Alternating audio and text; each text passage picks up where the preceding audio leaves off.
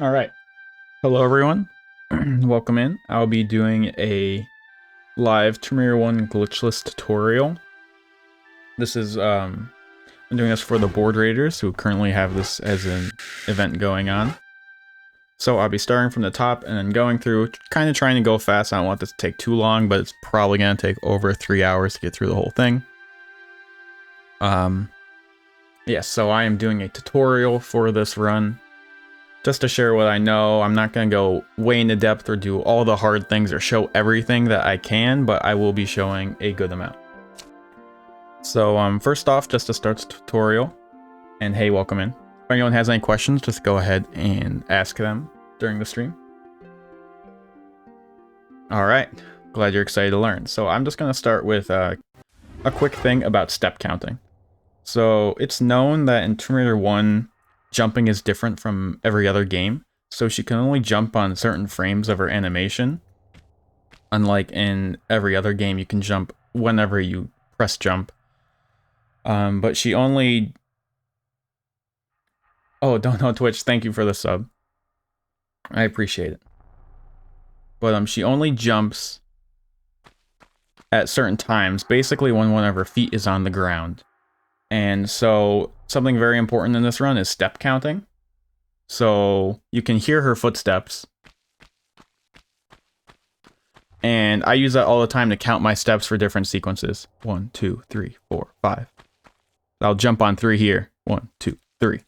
And so that's how I count steps. Some people count them differently, where she takes 2 steps in between every running jump.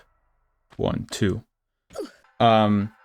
And some people might count extra steps, so that was an extra step, they might count that as 1. I count 3 steps, so every step noise I count. 1, 2, 3. So just keep that in mind when I'm talking step counts and counting them out loud. That's the way I'm counting them. I'm counting every step I hear. So 1, 2, 1, 2, 1, 2, 1, 2. And that's just how I'm going to count them. And so a lot of sequences have a lot to do with steps and how much you're taking. So anyway. Caves, the beginning is not too hard. You just want to run through like this.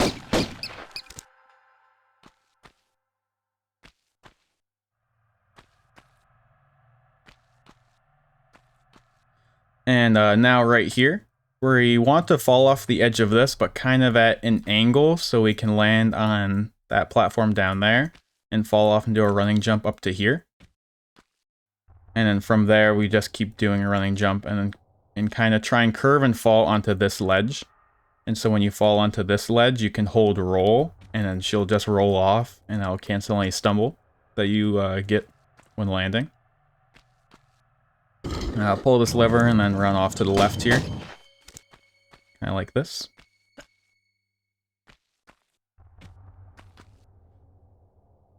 Show what part again?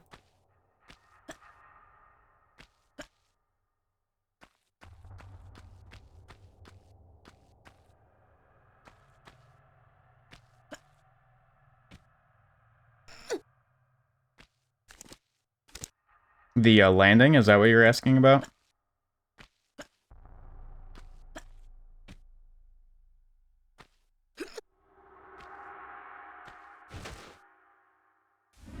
So here, let me make a save. So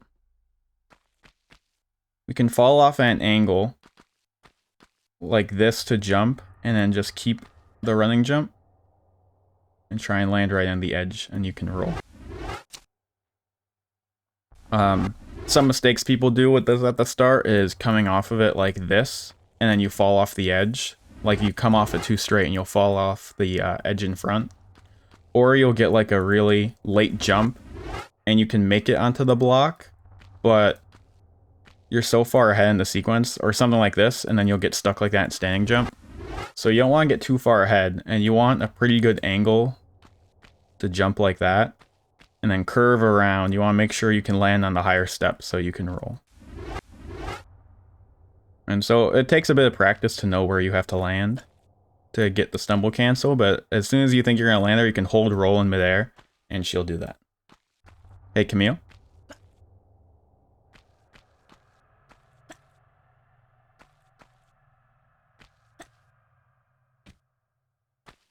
So right here, I like to get up right next to the seam in between these two blocks and pull up right here.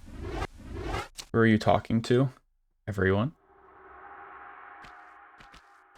And I like to run this way and do jumps. And we want to try and jump right on the edge here to land on this bridge. This can be a difficult one because of the jumps in Tomb Raider 1. Kind of want to jump on this block and then kind of go a little wide around here.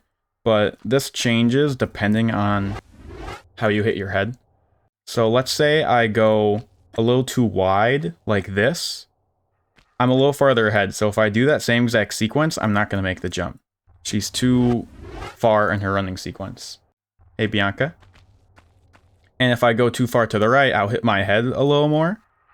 Or if I cut it too tight, and then, again, it messes up. Your veto is ignored, yeah, Camille. So I like to try and get a running jump and sort of run along this black line. So I'll like get a running jump like this from the start, and then sort of go in the middle, and curve back to the right, and then jump back this way. That's the fastest way to do this room, is to jump over the bridge like that. That was a little to the left, so I'll have to add some more curve in. No, it wasn't enough. So then you want to kill the wolves here. If you can't get the sequence, you can go for an easier way that doesn't deal with the wolves, which is going over to this side. You can jump over to here and then climb up and go over across the bridges. But that is pretty slow because you have to do the climb up like there, and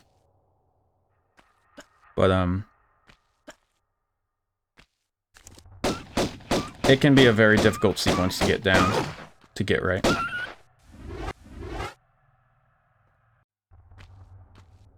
So just show again, you can jump here, here, this way, over here, and then onto the bridge.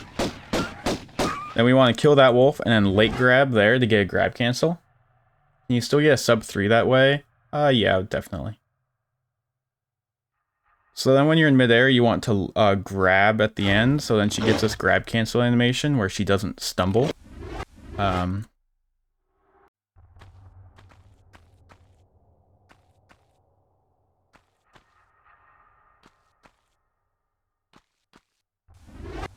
Yeah, so you can running jump right off the bridge, and see if you don't grab, you get this outcome where it's a full stumble.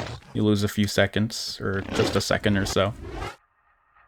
And so if you grab as late as you can, like this, she won't stumble.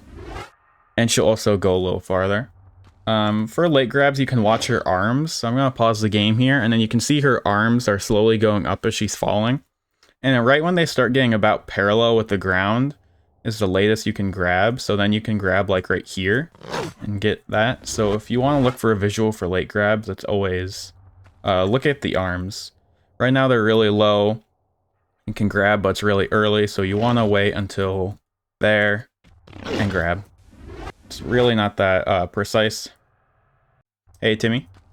So you want to go here, late grab, running jump, and you can land right here on this rock and jump and grab the bridge here and pull up. As you're doing this, you do want to try and kill one wolf, which she missed some shots there, so I couldn't.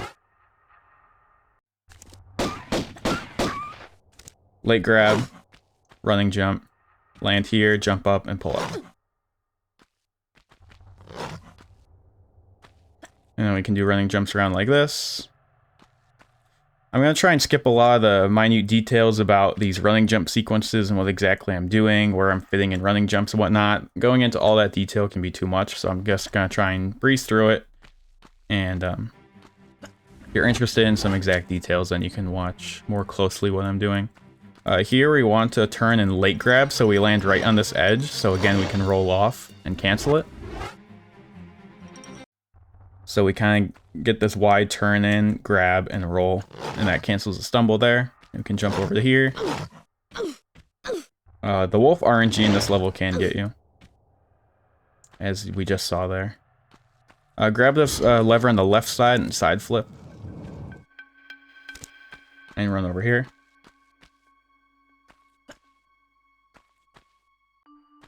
It's actually better to do a sequence like this. So then when you get onto these crumbling tiles, you activate them sooner. It's a little faster. Enemy RNG in this game is very bad. Yes, this is one of the worst for enemy RNG. Okay, once we can do all that, we want to kill this wolf and pick up this med. We're gonna need a lot of meds in this category because of the RNG.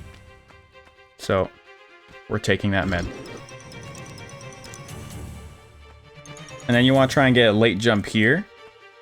So then you can late grab and then land right here to get a roll cancel and then finish the level. The auto splitter, it's not supposed to be auto splitting. And then we're in Vilcabamba. Now in Vilcabamba, in the higher level runs, you just run past all the wolves and hope to kill them along the way. If you're starting out, I'd recommend to kill this one and turn around. Kill this one, and then the last one. And then continue on. If you're just starting out... Oh, fantastic. If you're just starting out, I would recommend killing the wolves, as they can be a real pain. But you can see how people deal with them in runs that are a little more optimized. Oh, this is going great. So, now here, there are these crumbling floor tiles beneath us. We want to avoid hitting those because we're going to use them to get back up. And because of the low ceiling, when you swan dive, she actually won't die. It's because you hit your head on the ceiling, and it's about when you hit the ground relative to the time that you're doing the swan dive. If you just jumped like this, we stumble and take damage. But swan dives won't take fall damage and we won't die, so we can do a swan dive here and then come up to the block and pull it.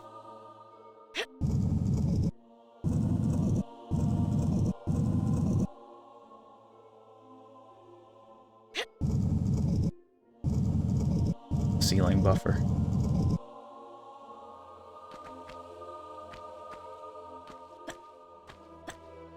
Now we have to go grab the key and the golden idol. And we're actually going to head back that way. It's more dev intended to push the block and push it into this room to climb up and leave. But we don't have to do that. So we want to do running jumps here.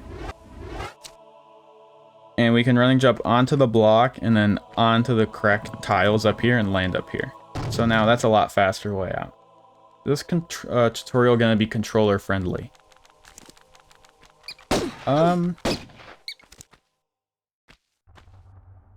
There are a couple tricks that might not be controller friendly. Because they use the buffering keys, F3, F2, or F4, where you can buffer the game 1 frame at a time. So no, this might not be controller friendly. But most of it should be fine on controller. And so then when we land up here, we can do a standing jump to hit the ceiling and then continue running. If you left the wolves alive, you can try and shoot them on the way to this keyhole.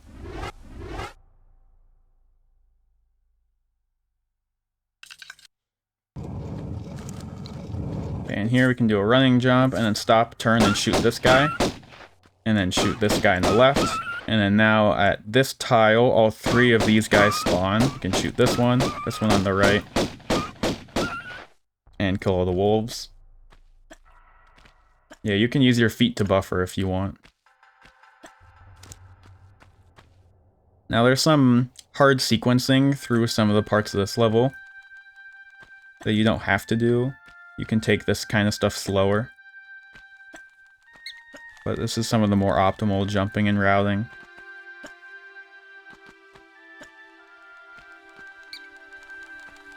Hold this lever, and then we'll want to jump down here. And you want to watch out. We want to try and land on the edge here so we can roll off, and then land on this and roll off again to get back down to the bottom. And now this trick can be a little annoying to get. We want to get up on this ledge. We want to get a step reset on this ledge and then jump. And then we can kind of face by the wall and then land here, approximately, and jump up and grab the ledge. So, jump after the step, kind of hit the wall and turn low to the right. That one was a little bit... yeah, that was a bad one.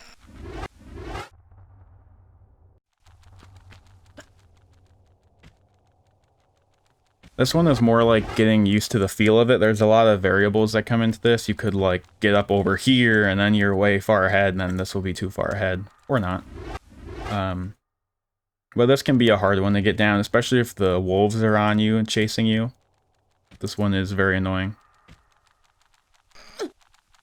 And then we just want a standing jump, and then we actually want to let go and jump again.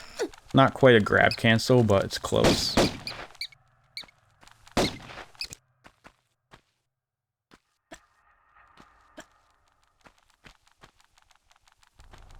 And then pull this lever, and now that opens the main door. So then we just want to fall off here, not jump, and land about here, and then roll off again, and roll off. Here we want to grab this ledge, kind of on this right side, and then fall, and then do a standing jump, just do straight running jumps. Until here, 1, 2, 3, 4 steps, and jump again, and pull this lever.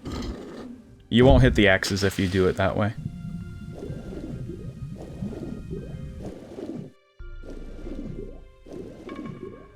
And then the ending is quite simple. Jump this way, up here. And then pull this lever, and then there is a bear at the end, so if you took a lot of damage, the bear can kill you. He can also move you around. So here he's attacking me, let's see what happens. That time he boosted me the wrong way. And then you just come here to finish the level. And now Valley is going to be the first bad level. So we just want to start with running jumps to the left. The best way down is to jump over here, right down there into these slopes. Kill these wolves and keep on running.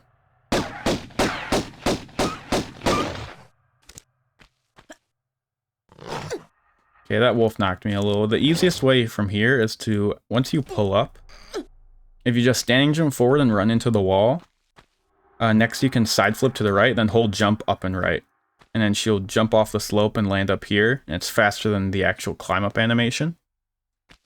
And then you want to continue, fall down here and roll off the edge, and keep running. And so now this is going to spawn 2 raptors, and we're coming up on the trigger for Barney. So Barney's a big pain. Right here he triggers. If you're really new and you don't want to deal with him, you can shoot him and stand on this block, and he won't really attack you. And you can just stand here and shoot him till he's dead. You probably waste like a minute or something. But if you're doing runs and you don't want to deal with him, you can do that. But otherwise, we're just gonna ignore him. So first thing we're gonna do is jump up into here. Maybe shoot this raptor if you want, but we'll ignore him too. Climb up here.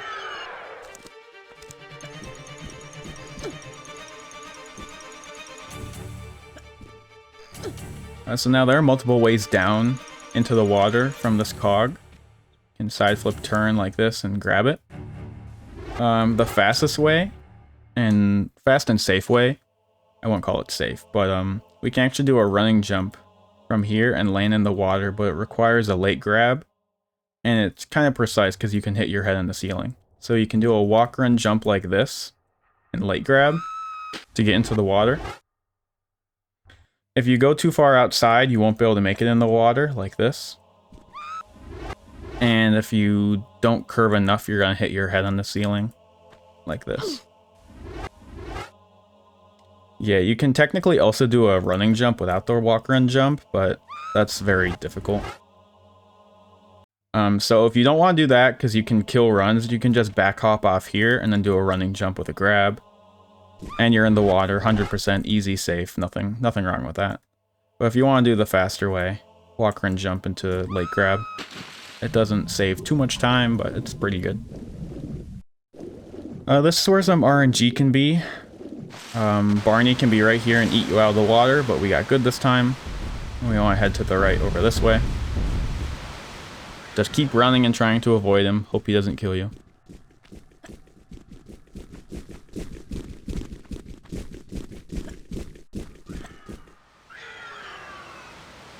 And jump into the water like that. This will be the second cog.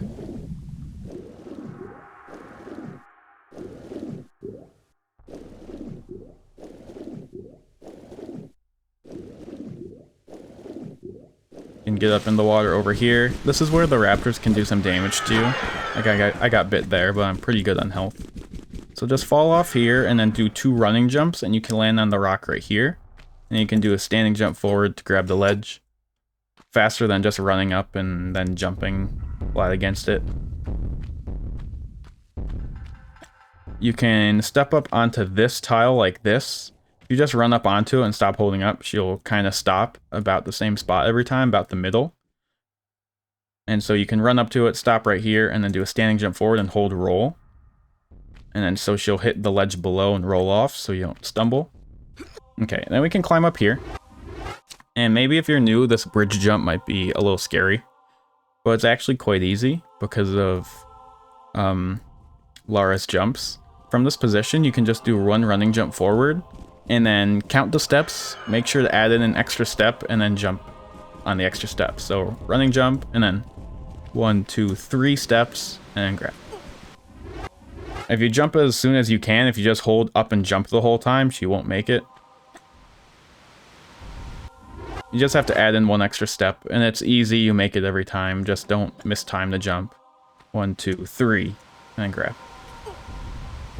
If you wait for an extra step, she'll fall off, so it's really not that bad.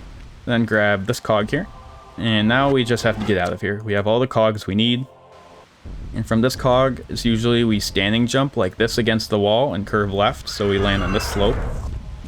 And this is when all the raptors and Barney is on top of you trying to kill you, and you just want to run. So we got pretty good RNG here, other than we're being attacked. And I recommend just getting to this wall and climbing up. Red just advertised you, nice. And then we can jump up here, and we want to grab this med. If you want, you can grab this med on the way in, if you have to use it in the valley. It's a little faster to get on the way out. We don't necessarily want to use a med in valley, but if you might have to, you can grab it, but it's not usually needed. And then we want to run off the edge right about here. And if you roll off of this edge, you can land on the slope below. So if you roll, you'll land on the slope and you can jump off and then keep going without any stumbles.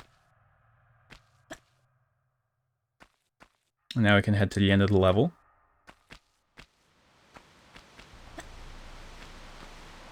So here, this can be a difficult sequence. If you fall in the water, you're gonna fall and get pushed through the current all the way down back into the water, climb back up. It takes absolutely forever. It's a pain in the ass. So this can be a difficult sequence, and if you want to take it slow, you can, definitely.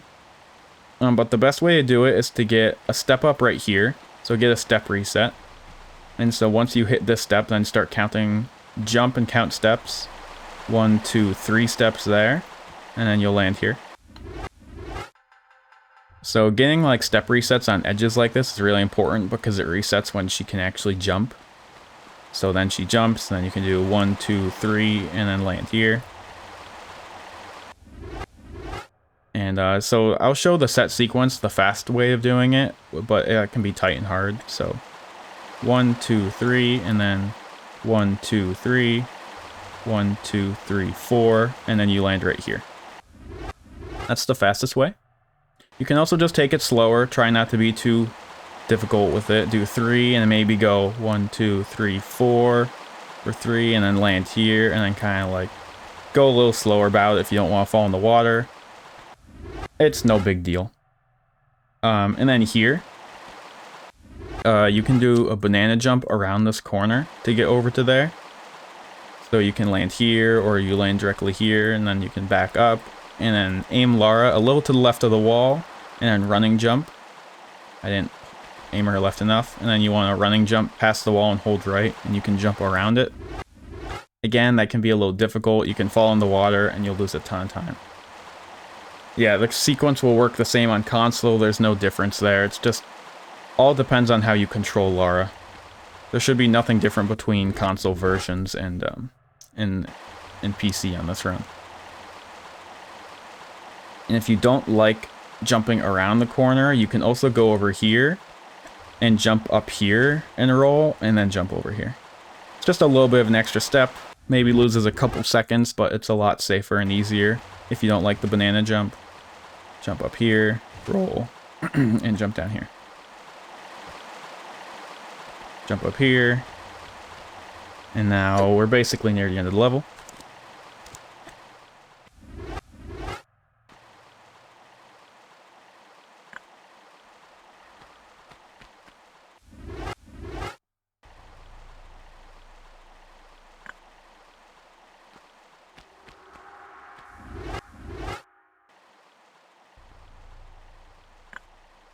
Put those all in, and then pull the lever.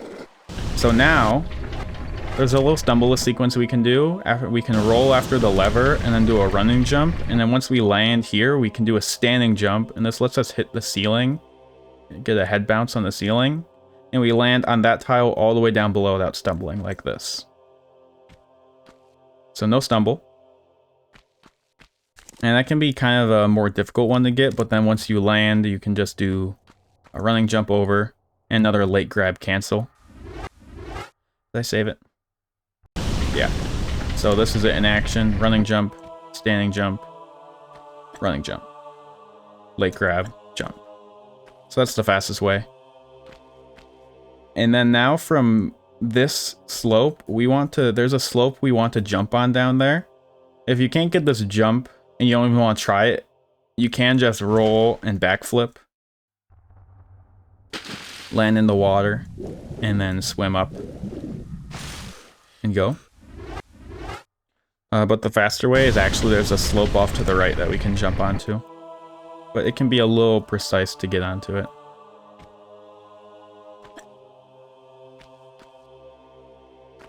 So there's plenty of ways to get onto here.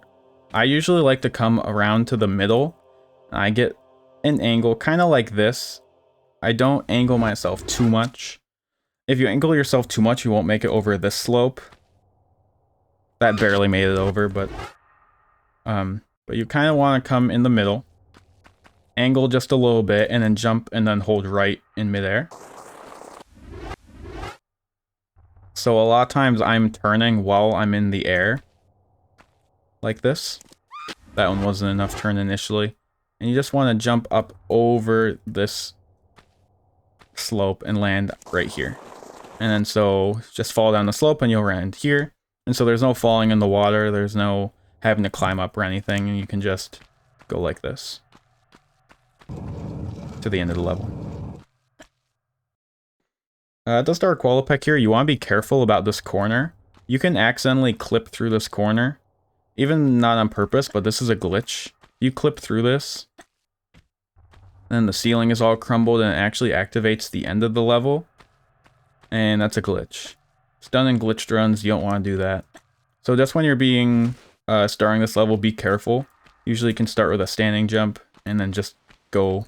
Don't clip through the corner. That'll break the whole level. Yeah, a lot of people can glitch that in accident. So then we want to go here and kill these raptors.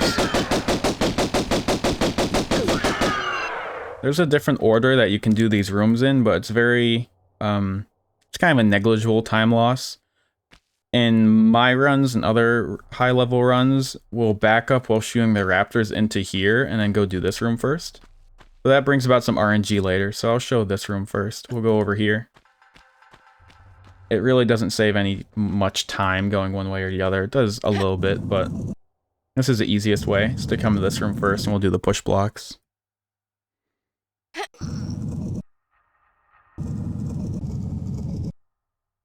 Back hop and then push this one. You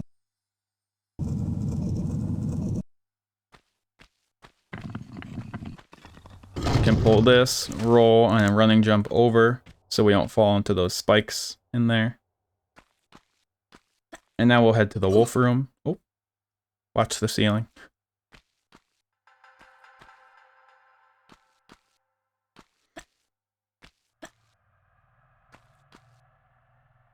Okay, so this wolf room. The fastest way is to roll onto this breakable tile, and so then we're facing the other way, and then run off and grab, so then we go as far into the room as we can, kind of like this. Run off, grab, and then so then we land. We're like 2 tiles into the room already. Old strategy used to be run against the wall and then roll, but it's faster to do this other way. You wanna know what that switch does? It doesn't do anything. It's a fake switch. Really doesn't. So you go here, roll, grab, and shoot this first one, and running jump up to here and shoot the other one. If you don't want to deal with the third one, you can just shoot him as well, whenever you want. But most time we leave the third one alive because he's not going to do much damage. And so this is what we do in this room. Grab, shoot one, running jump up here. Try not to stumble. Jump over to here, and then grab this block. Kind of on the left side, and pull it. And this alive one will run around. He might get a few bites off of you. He can also actually clip into the ceiling through the push block, and then you'll see his shadow running around. You can do a side flip here. And that's not a glitch if he does that. That's just the AI doing whatever it wants to do. See, he'll run into the block maybe now. I guess not. So now we can run over here, and we got another switch to pull. Another thing I will add about the med situation is that meds can be tight, and you want a lot of meds, but small meds are very inefficient. So I don't like picking small meds, because in Tomb Raider there's no hotkeys. You can't hotkey a med kit in the original Tomb Raider. So you have to go in the inventory and use a med, losing like 3 seconds of time to use a med. So small meds are very bad for this. You can pick this one if you want, if you're kind of scared about all your meds, but I wouldn't recommend it. So then you can fall in here. And now we have a very difficult jump coming up. So for this jump, we want to pull this lever first. And that will move that chicken pillar over a little bit. And we want to get onto that chicken pillar. And it'll move. Whoops. It's not a jump we're supposed to make. This is a skip. It's not a big skip. But we want to pull the lever on the left side, right here.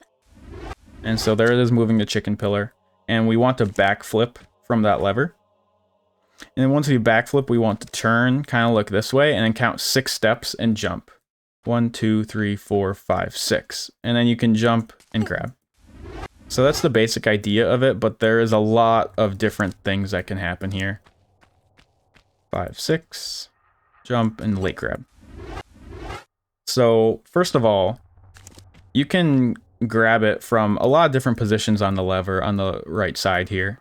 And you might be a little more to the right and be like over here, or a little more to the center and be over here, and that can already affect your jump position. If you, let's say you go more straight at it, 1, 2, 3, 4, 5, 6, you might not be able to grab it, she might not even jump. There's a lot of things that can go wrong. This takes a lot of practice to get right. There, see, I missed it. I didn't, I just kind of ran off the edge. I didn't do enough curving. And then you have to curve midair as well. And so you have to kind of curve like this midair and then grab as late as you can for her to grab this. So it's a rough jump. 1, 2, 3, 4, 5, 6, and curve midair, late grab, and then she can grab the edge of it. And so maybe in a run, you want to go for it. Oh crap, I failed, kind of a thing. Then instead of trying to go try it again, you can instead go over here and go up these stairs. And you can come to this corner and then jump to the block from here. Whoops, actually, it's a farther jump, so you can't just straight up jump it.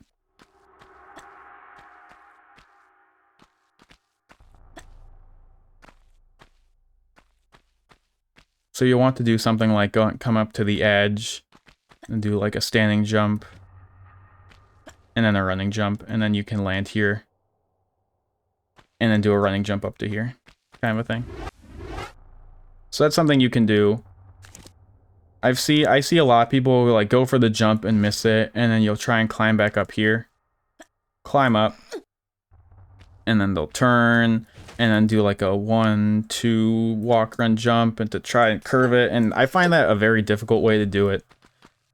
And or people will save for it and try and reload. That might work, and it might save time over doing that as a backup, but you have to get it first or second try for it to be worth it. So I'd say it might be a jump you want to go for, and if you fail it, you come over this way.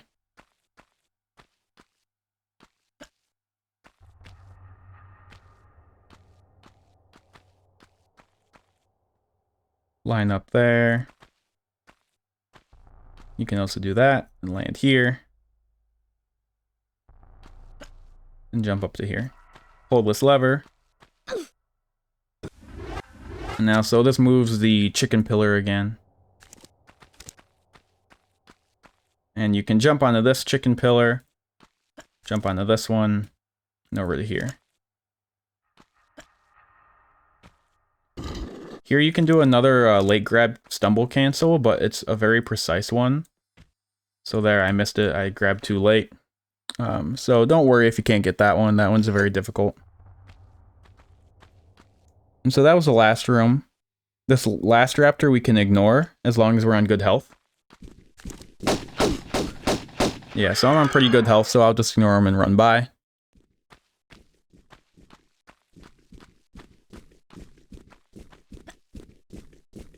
And we're gonna run all the way around this way and go get the Scion, and we can finish up this level with Larson.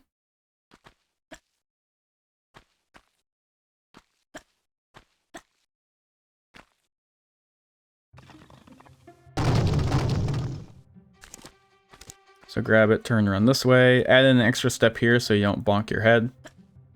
Keep doing running jumps. And curve around the center so you don't get crushed by debris. Add an extra step in and keep doing running jumps.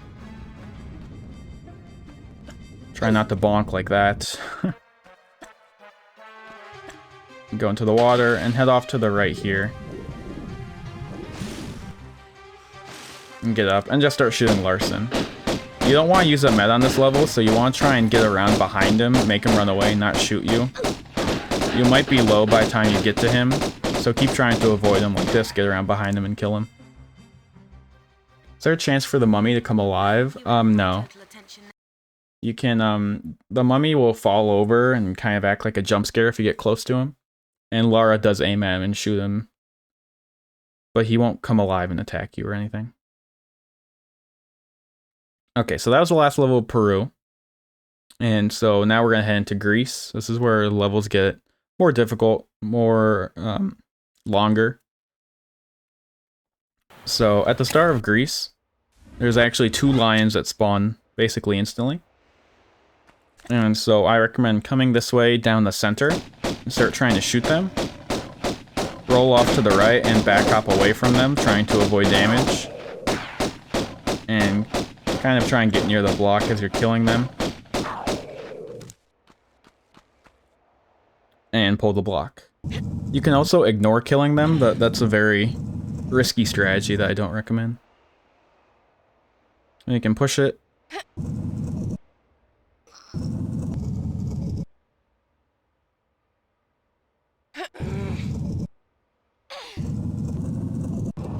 Okay, so now there is this trigger tile.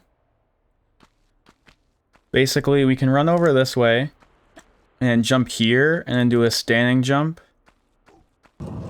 I messed it up. There's this trigger tile. Let's just look at this first. There's a trigger tile in front of the door here with the Omega on it. And this will shut the door right here behind you. Oh, hello there.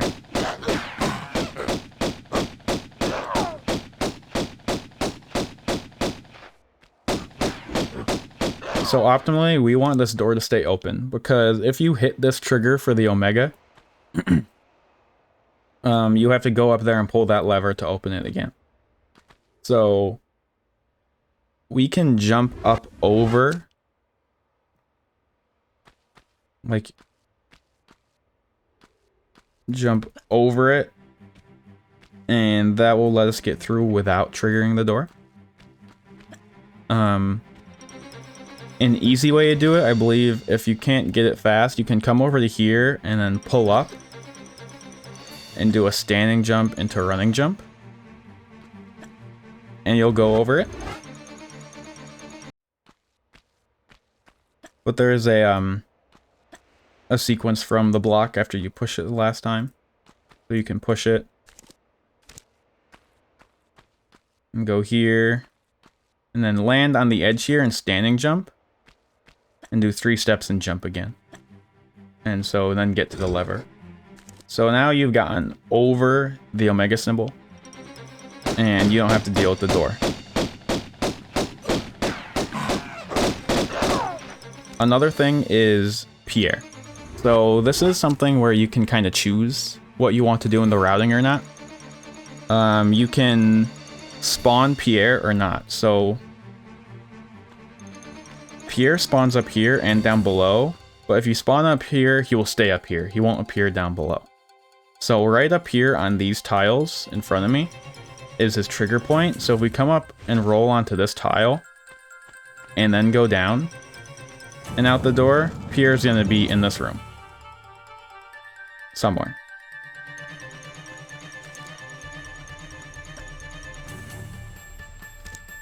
There he is.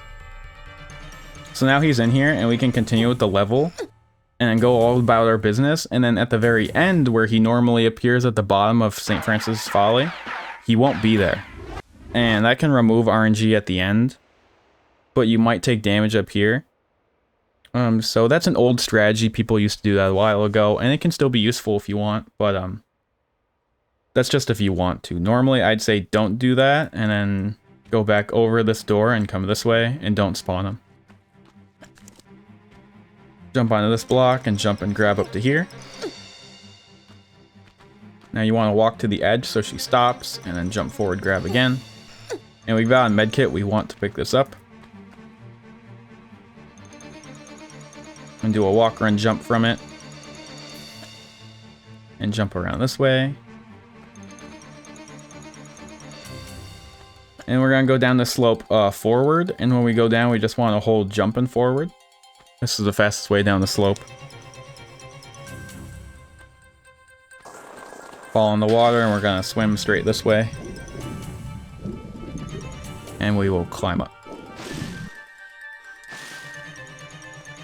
Do a running jump here, pull the lever. Turn, do another running jump. You want to grab the ledge, and standing jump forward. You can jump over the gator like that sometimes, or sometimes he's behind you or way down here. He does random things.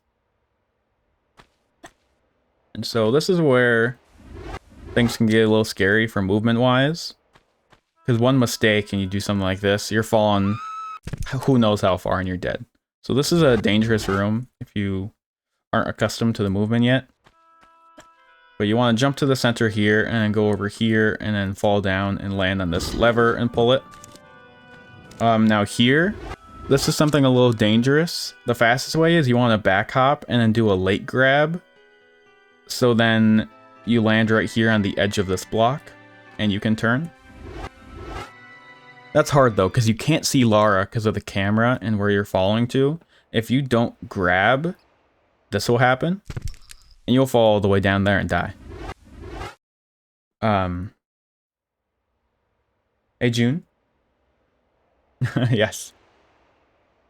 So, dropping back like this with a leg grab is dangerous. So, if you're kind of apprehensive about doing that, you can just grab and fall down and then pull the lever. But the fastest way is to leg grab while back hopping like this, and then turn and fall onto the lever. And you can back hop back this way, and we want to fall down onto the tile down there. So we can back hop and then fall down. And then we want to turn and then roll off and fake grab, so then she falls forward. So this whole sequence down to pull all the levers is quite dangerous, actually. So leg grab, roll, pull lever, and fall down here. And so, as we saw, when you back hop off something and grab, if you don't hold grab, she'll keep some forward momentum from the grab, and she'll land underneath where you were instead of like down here. So this is what we're doing here to save time and get under the platform quicker. Is rolling off and grabbing, but not holding it. If you held it, you'd hold on to the ledge. But if you fake grab and then don't hold action, you can land here and pull the lever. If you want a safe way down, this would be the full thing. You want to grab this and turn. Come down here and grab this. Maybe fall off here. Go over here. And then pull this lever. Just to be safe. Because the other ways you can fall all the way down, die if you mess up. You want to come to this ledge and roll off and grab it. Fall and pull this lever. And we'll go over to here. And climb up this way.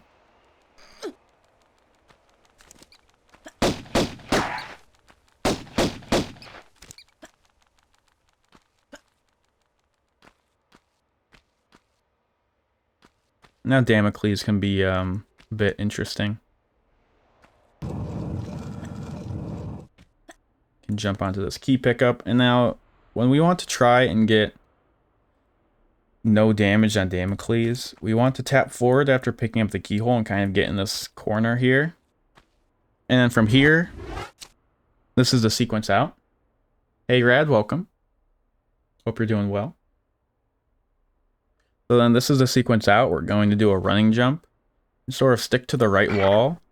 And then go in between these pillars and do running, running, running. And then you can do jumps. That's a lot. That's a lot though. And if you make any bad mistake, if you mess up, you could like go wide this way. And then all of a sudden, look how much damage I took. The sword basically ripped her head in half. So if you don't like that, you can just do a running jump like this underneath to avoid that one and try and like curve around them. Try and go a little slower about it if you're scared of the swords. That's you when you cross this room? Yeah, there's no shame in going slow or speed jogging. This room is dangerous. But yeah, so the fastest way would be to go here, kind of get against the right wall, and kind of move like this. It looks easy. It takes practice to know where to run, really. And then when you get out, you want to come over this way, and you can do a standing jump and grab here. And now you think maybe we'd go right into the Thor room, but we're actually going to do that later. The Thor room is the one that spawns Pierre, and it's just easier to get all the way up to the top and then do our, was it Neptune first? That's what they call it. You can jump over to here, and we're going to jump back to the middle here. I'd say try and avoid jumping up here, because this spawns bats, 2 of them. Bats can just be a little annoying. They're not hard to kill or anything, but they'll do damage. So we can jump up here and land, and then just get up. Climb up here. Do something like this, standing jump, and then running jump over to here. Speaking of bats, another thing you want to avoid is this center tile right here. There's bats, 3 of them that will spawn when you come in. So if you land on this center tile, they're the bats. 3 of them. So when you run and jump in, I forgot to mention it, you want to land over here on the right side. Try and avoid this center tile, because that's 3 bats, and if they all get on top of you when you're trying to climb something, the bat drain is real. And now Neptune is pretty simple. It's literally just swim, pull a lever, grab a key, and swim.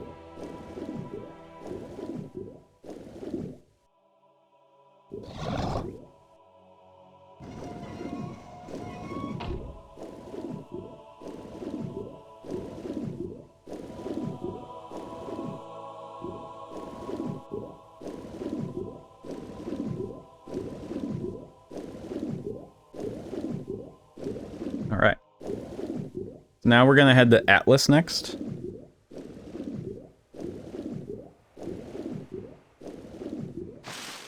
We want to get up in the corner.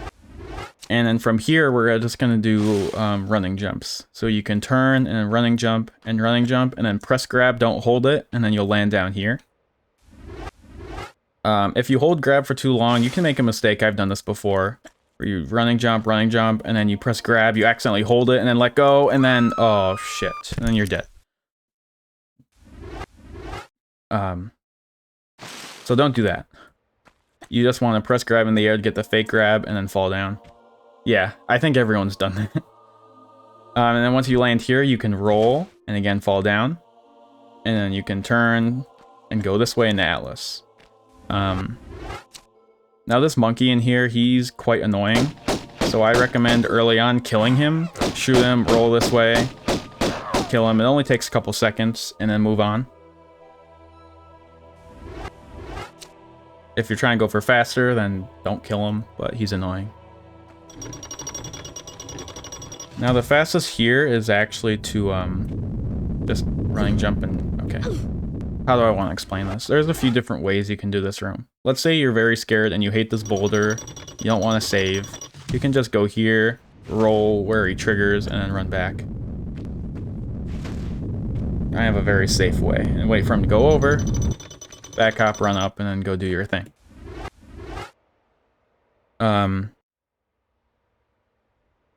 You can also... The main way is just basically getting there before the boulder does. So if we do running jumps, we can get to this wall and jump up and grab before the boulder gets here. That's the fast way. But if you mess up, you can get eaten by the boulder. So you can do something like this, and then you want to try and climb up here, and you go like that, and that killed me.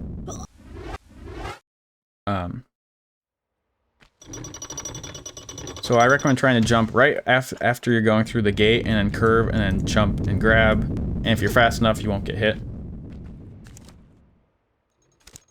And then you can jump up here and run over to the key.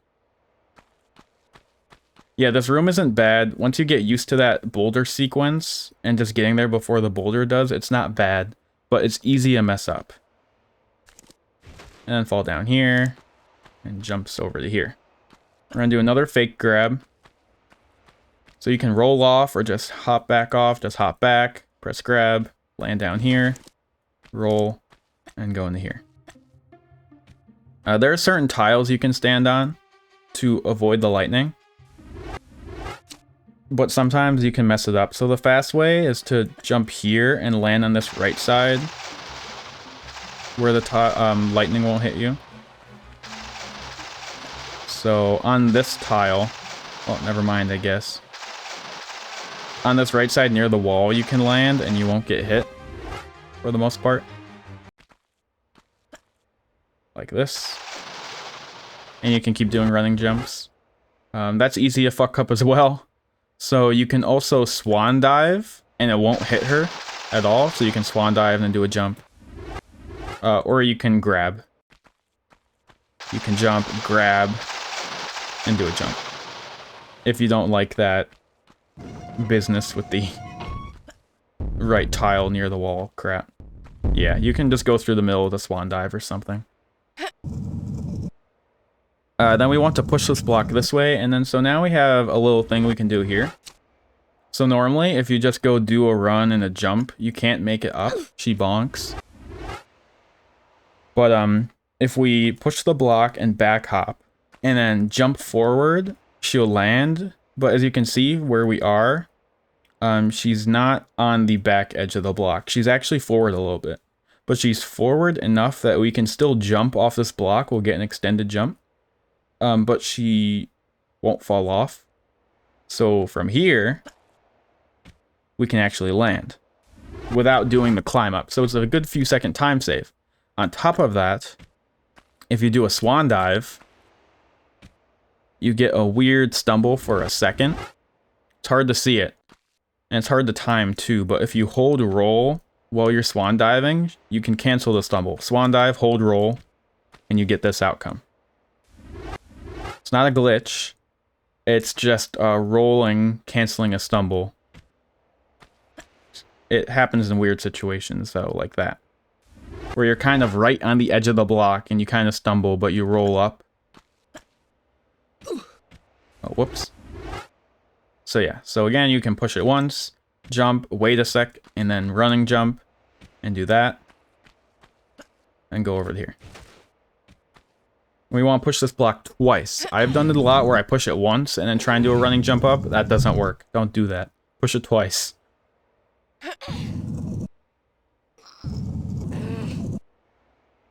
And then come up, and then just do a running jump up and grab. So, whoops.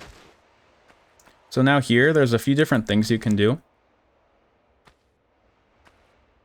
So let me just show them off. First of all, like I said before, small meds, I don't think you should be grabbing small meds. They're inefficient. There's a lot of larges around. But if you do want to be careful, you can grab the small. And then from the small, you can do a walk, run, jump, and grab. So that's an easy way to do it. It's a nice, easy med to get. It's right on your way if you want. Another way is if you're scared of Tomb Raider 1 jumps and you're kind of scared at what you're doing, you can come here and then back hop against the wall and then just do a running jump and grab. The fastest way, which honestly isn't even that bad, is jump and grab about here. So let me see if I can get the mouse. Okay, so you can see the mouse. So usually when I jump here, I'm looking at her left hand, and I'm looking at these white notches on the pillar here, whatever you want to call it. Her left hand. Did I say right? I'm looking at her left hand, and usually if her left hand is on this white one, or in between, or on this one, so there's like this range between these two. Once you pull up, you can just hold up left, jump, and then grab. So it doesn't really matter where you are. So right here, this is good. If I get up, hold up left, and then jump, and then grab, she'll make it. No funny business, no nothing, just be in the right spot. Here, I'm right on. Her left hand is right on. It's just covering that white dot, the third one. 1, 2, 3. So this should work, but it's like right on the edge. Up, left, jump. Yeah, she jumps right at the very last second, basically. And also a little more to the right. Like right here now, 1, 2, 3, 4. I'm on the 5th dot, so I'd say I'm too far to the right, but it might still work. I don't know how lenient it is. Up, left, jump. That won't work. Yeah. So if you grab this ledge and then you see your left hand is on any of these two dots or in between them, you're in a good spot just to hold up left and then jump. That's what I do. Even that makes it, and I was a little to the right of the 4th dot. Then you can jump onto here and grab this key. Okay, so now there's a drop down onto the block. So the block that we moved earlier is now down there, kind of below us. So it's not this tile in front of us, it's not this tile to the right of us, but it's one diagonally up and right here. And the fastest way down is actually to fall onto it and roll. So then we can cancel the stumble like this, roll, and then do running jumps away. That does take a good amount of damage, and I find it's easy to do a standing jump into a running jump and then run off the edge right here. And then you'll land on the corner. You do have to kind of practice and figure out where you're running off. I don't really have a specific visual. So normally I'm just running off kind of on the edge like here. Like that. And landing. I'm not running off right in the corner. So you can run right off on the corner. But I think that overshoots it. Yeah, that can overshoot. And you certainly don't want to be running off to the left of the corner. You don't want to be going over here. That's a bad idea. You can do it from over there, but it's not a good idea. So I like to run off this side, maybe center of the tile, and then as I fall, hold left so she turns to the left. And you'll land on the tile. If you don't like that, you don't have to do it. Okay, so you can just jump over to here and land down here, and this takes very minimal fall damage. Basically, I think it takes 1 HP, something really tiny. And then you can just run this way and stumble and keep going. It doesn't lose much time. You don't have to do this drop, it's kind of scary. That's how I do it. Standing jump, running jump, fall off, kind of hold right, left a little bit, and then land and roll. And then you can come through Thor room like that. I died. Okay, great. So there's, again, different ways to come back from Thor room. After this stumble cancel, you can run into here. And you can jump and be on the left side here. And then I count 1, 2, 3, 4, 5 steps and land here.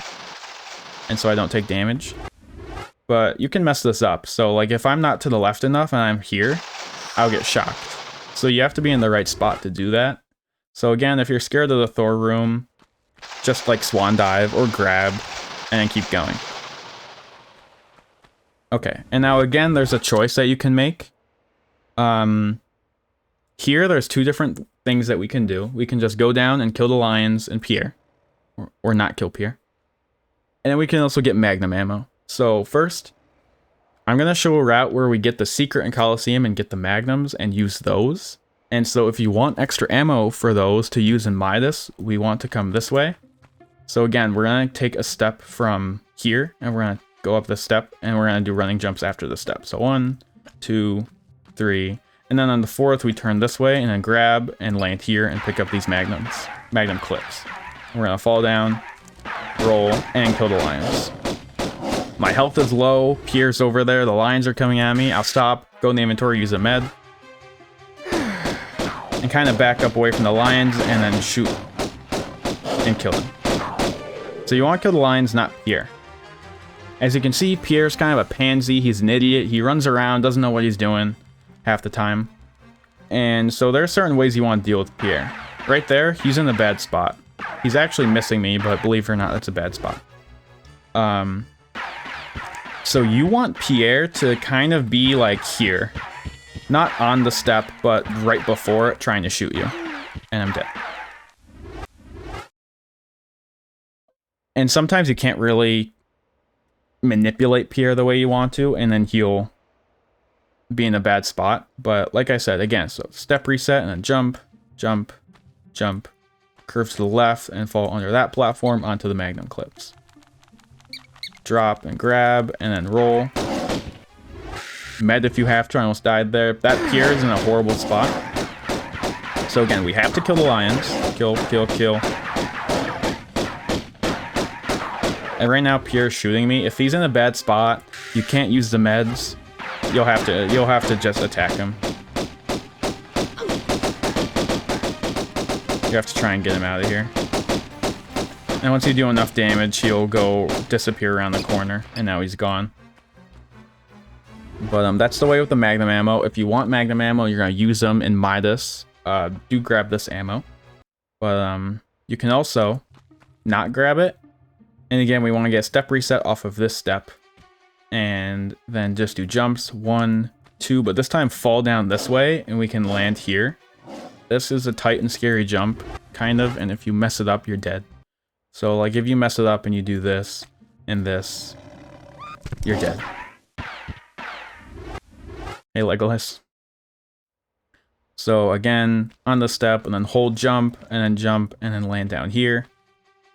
And that's the way you go without getting the magnums. If you're scared of this, which is reasonable, you can also do a jump like this, grab, and then stumble, and then go fall down. And fall down here. That's the way without the magnum ammo. So I'll show it again. Jump, jump, pull your guns, fall off here, and then try and kill the lions. Sometimes she'll attach her lock on Pierre when you want her to shoot the lions, and that's bad. But yeah. So again, kill the lions. And see, look at that. This is a perfect Pierre spot. Okay, let me kill this lion. So right there. This Pierre spot is close enough to you that he's gonna stay there and try and shoot you. But it's far enough away that he'll have Stormtrooper aim and miss every shot, nearly. That might change as we get farther away on the keyholes, but that's a good spot. So when I go to put in the keys, he's gonna keep on staying there trying to shoot me, and he'll keep on missing. So again, you want him right before the ledge, not on it. And that makes it so he will keep missing you and hopefully not move either. There's slight ways that you can manipulate him to get into the right position. So I'm going to do the magnum ammo one just for the showcase of the route with the magnums. Grab the magnum ammo. Gotta use a med. Now let's kill the lions. Gonna save it real quick.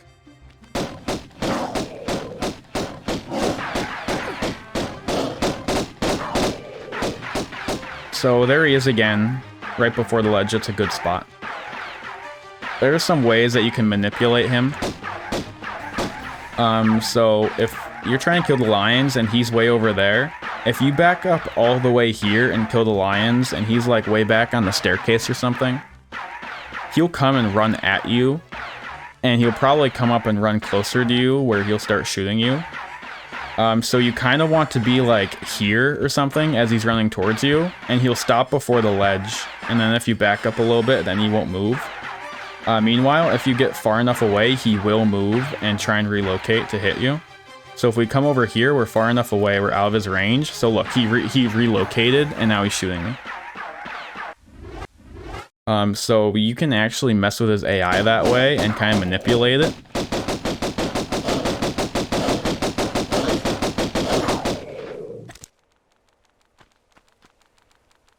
And now he's just kind of running away.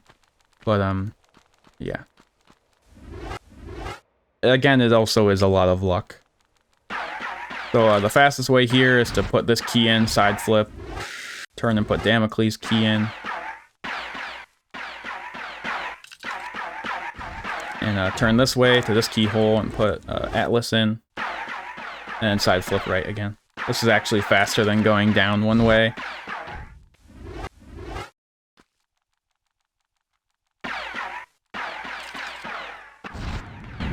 And by the way, depending on your health, you might have to heal because he will be close enough to hit you as you go around the door. So watch your health at the end, he'll do damage. Okay, now we're in Colosseum.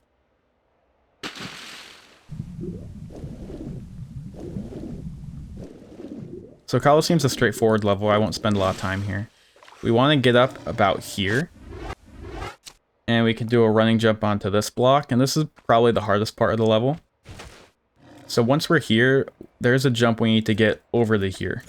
Whoops. Onto that block. The one in front of us is a slope, this one. And the one next to where we're going, this one is also a slope. And so it's a difficult jump in a curve. So we want to get here right on the edge. And kind of turn a little bit. We don't want to run straight at it like this. Because that's hard, that'll make you bonk, you'll hit the slope, you won't hit that. So you have to kind of come to this corner. Whoops. That was some damage. You want to come to this corner and sort of turn maybe a little to the left and then run forward and turn left while you're running. And curve and land on it. This is a hard jump. So again, roll. And then turn and jump. Yeah, that was bad. This one still gets me sometimes. I'm not totally 100% with this. Curve and then land here. And then you can turn and do like a running jump or whoops, standing jump into running jump or something and jump over to here. And jump up over between those and we're into croc room. Get to the edge here and then climb up and shimmy.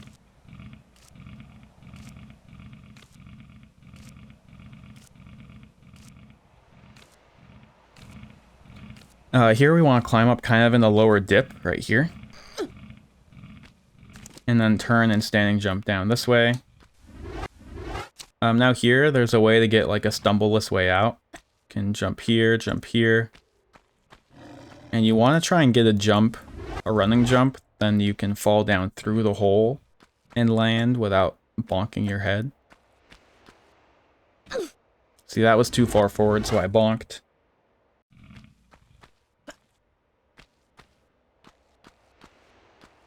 And that wasn't far enough, so then I hit my feet and then stumbled.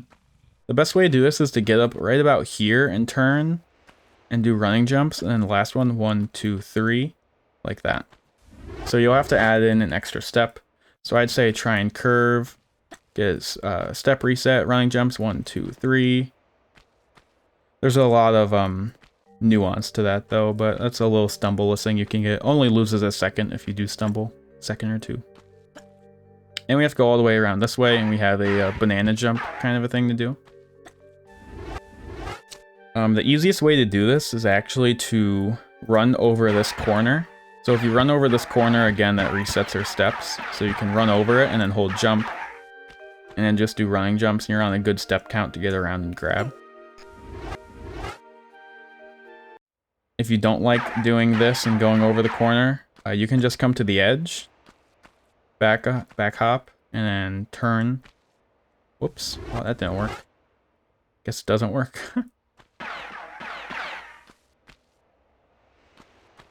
So again, come to the edge, and then turn this way, do a running jump, and grab.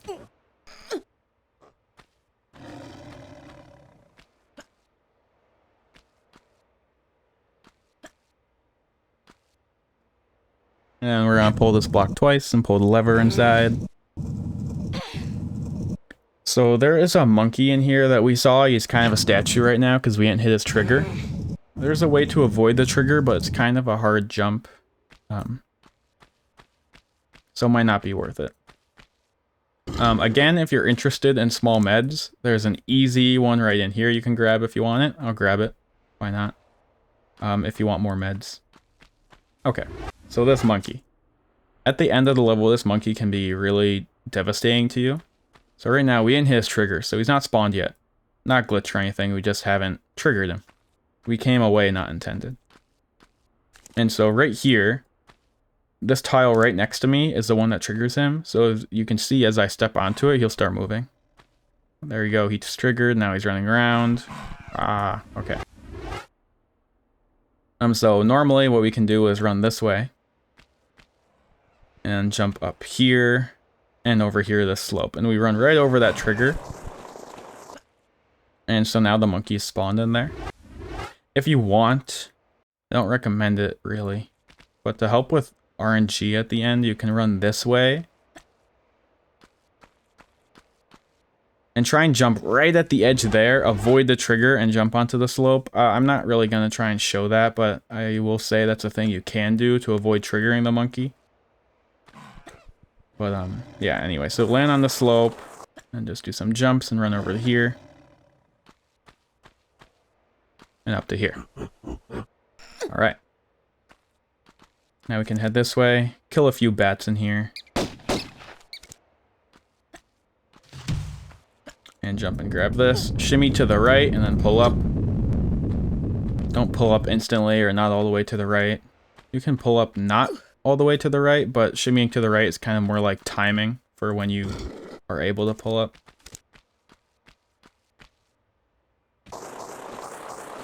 Jump at the end of the slope to hit your head and not stumble.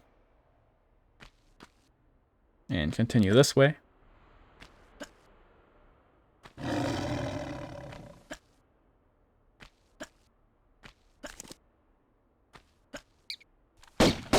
Kill these bats and keep running into here. Okay, so now this is where there's another choice you can make. If you're going for the fastest times you can, you don't want to get the secret in here. Because the magnums, getting them now, actually, it takes a lot of time. It's not necessary, but I do recommend getting them. If you're not going for extremely fast times, like stupid stuff, get these magnums. So you want to run in the tile that this pillar is on. Opens the door up there once we step on it. So you want to come over here and kind of curve this way and jump up into here, and then side flip, back flip, side flip, front jump, and jump into here. And then we can get the secret. So we can grab these. So this gets us Uzi clips, 2 meds, magnums. It's a really good secret. It takes a good amount of time to get the stuff. It's faster not to, but it's super handy. So we can come out here and then jump over to this lever. And then we can do a standing jump from the lever to roll cancel and land down here and then keep going. So I'm actually gonna use these magnums in Midas to help out. There's a lot of different ways that you can go about using the magnums. in the top runs, you will not use them at all until Egypt, actually. We don't pick them up here, so we pick them up in Tihocan when we kill Pierre. So you can pick them up just to kill Pierre and not use them anywhere else. You can pick them up to kill a ton of animals in Midas, which is recommended, I'd say. Oh, and there's also another small med if you want it.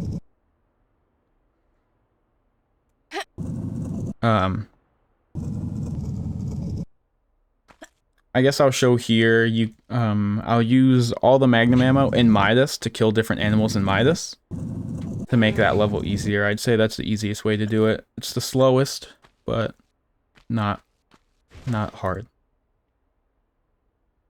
Okay, so we can go this way, back into the water, just doing running jumps.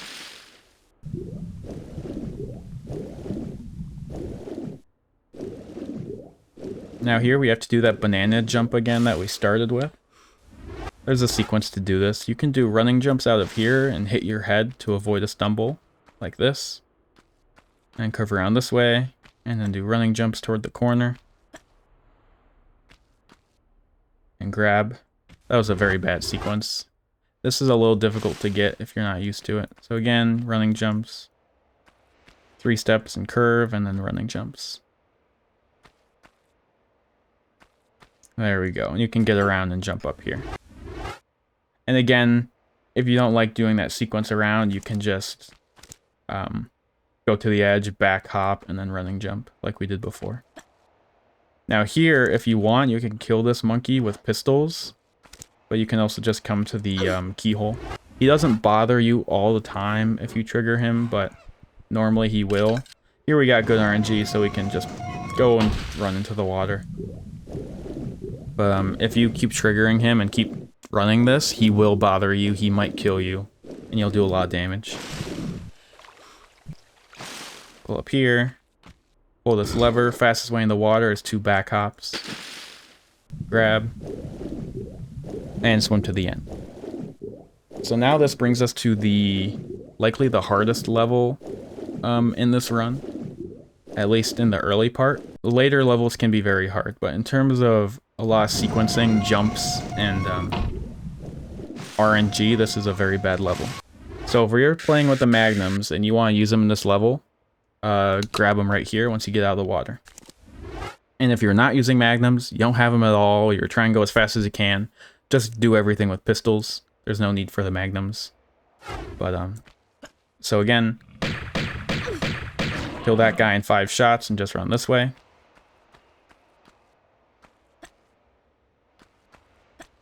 If you're going with the pistols, you can kill them with pistols. It'll just take longer. You have to roll and whatnot. You can see how people do it. And here we can start trying to kill these monkeys. And run over to here. Jump up here. Turn. And we want the standing jump onto here. And then running jump curve to the left to land up top. This is a little bit of a skip. Devs didn't intend.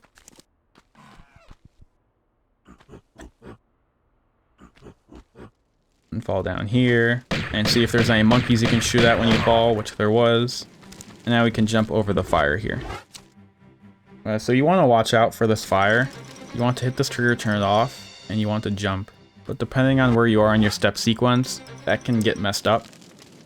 So if you jump really late, that's bad. You don't want to jump late because then it's hard to stay on. You'll fall off quick. So you want to jump a little bit early. Like here, more like middle of this tile. And then that's a lot easier to just keep doing running jumps across these tiles.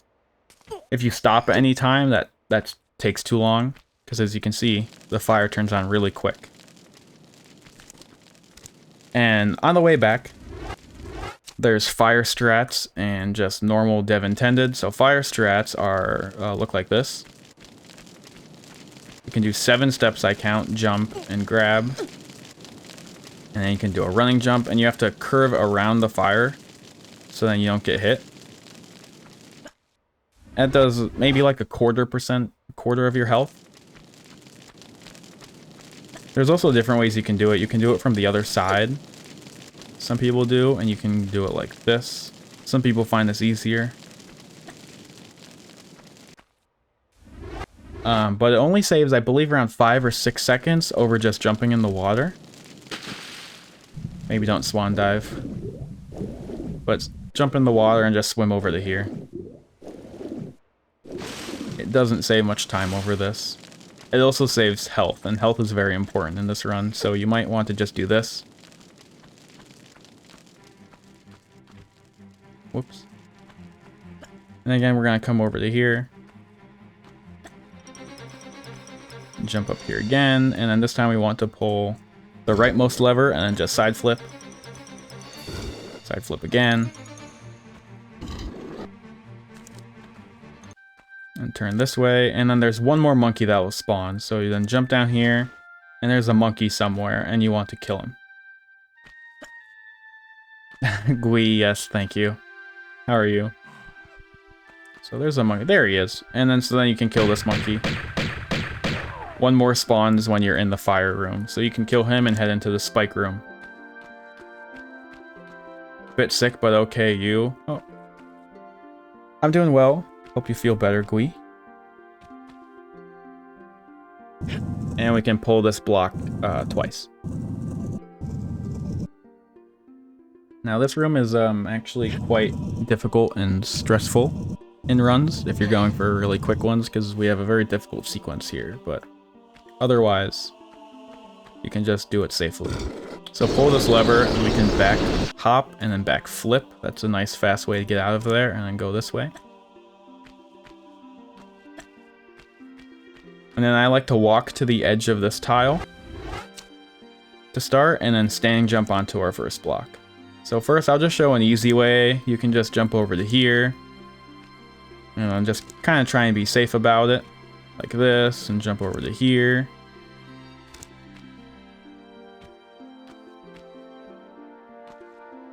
And kind of try and be slow about it. The devs put spikes for a reason. They're trying to make it dangerous. But you can do it fast too. So you can just go nice and simple and slow, or you can do something like this, where you jump onto this tile and you try and do continuous all the way through.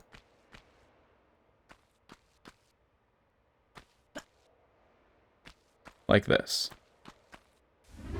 A big part of the sequence is the ceiling, believe it or not. So when we jump onto here, we actually use the low ceiling. So when we go here, we're going to do 3 steps and turn and jump here.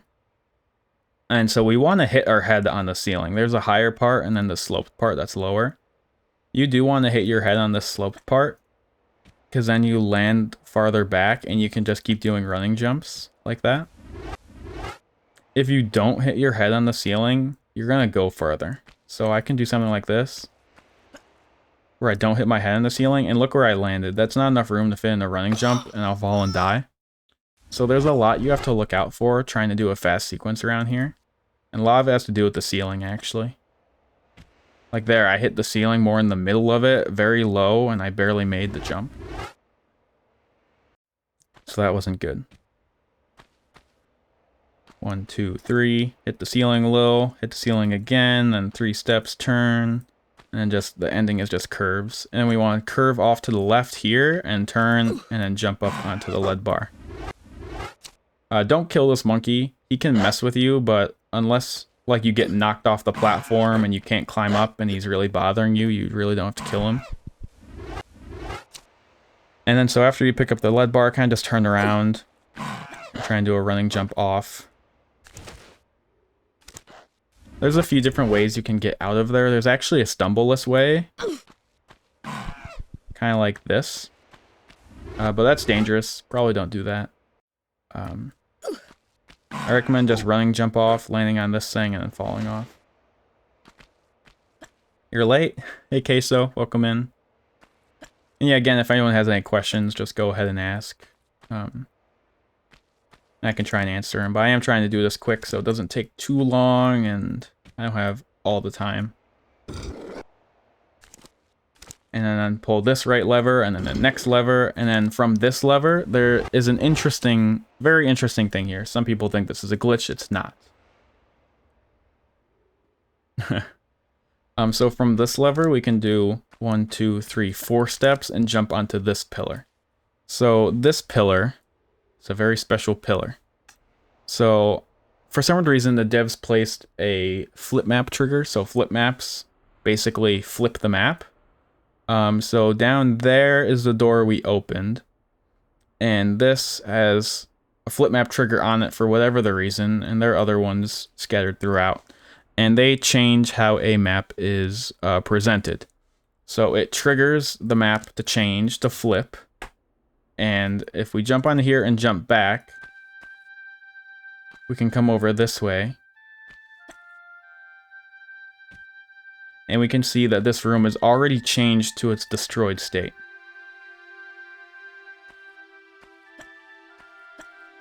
When it's not supposed to be. So you can also like change it back, I think, if you come over to here somewhere. Yes, okay. So this is what it's supposed to look like. You come in this room, and this is what it looks like. You have the pillar here and everything, and you go down over that way and underneath, and then you pull the block to flip the map that way. And so just because of the way that they place the triggers, we're not abusing the game code in any way to make it kind of behave in a way that's not intended. It's not intended. It's very difficult to talk about, but they placed a trigger here, and that trigger affects what's in there. So if you stand on here and go over this way, it flips the map. It's not a glitch. We're not abusing something, per se. Some people would call it a glitch, but it's not. Not by our rules that we go by. And so you want to be careful, because if you go over and stand on this to... We don't know if it's intended, that's true. So if you stand on this to trigger it, and then you kind of fall down. If you fall down here and then go over and be like, oh, okay, whatever, I jumped on the pillar, it'll still work. No, it doesn't. You actually do have to jump back on, because there's another like flip off trigger, or however you call them. I'm not totally knowledgeable. Whoops. So you want to jump onto the trigger, onto the pillar, trigger pillar.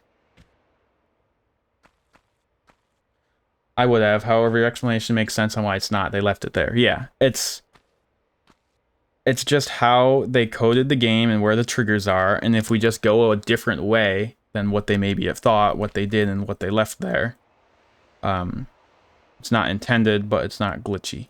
So yeah, so I'm glad that makes sense. But we have to jump back up here, because there's other triggers around that flip it off. So we have to jump back up here and jump around this way, and that'll keep it flipped in this state.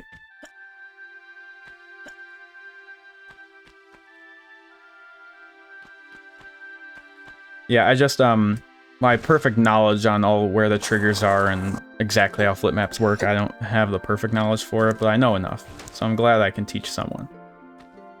So then we can roll and jump up to here and jump over to here. We can jump over to here and into here.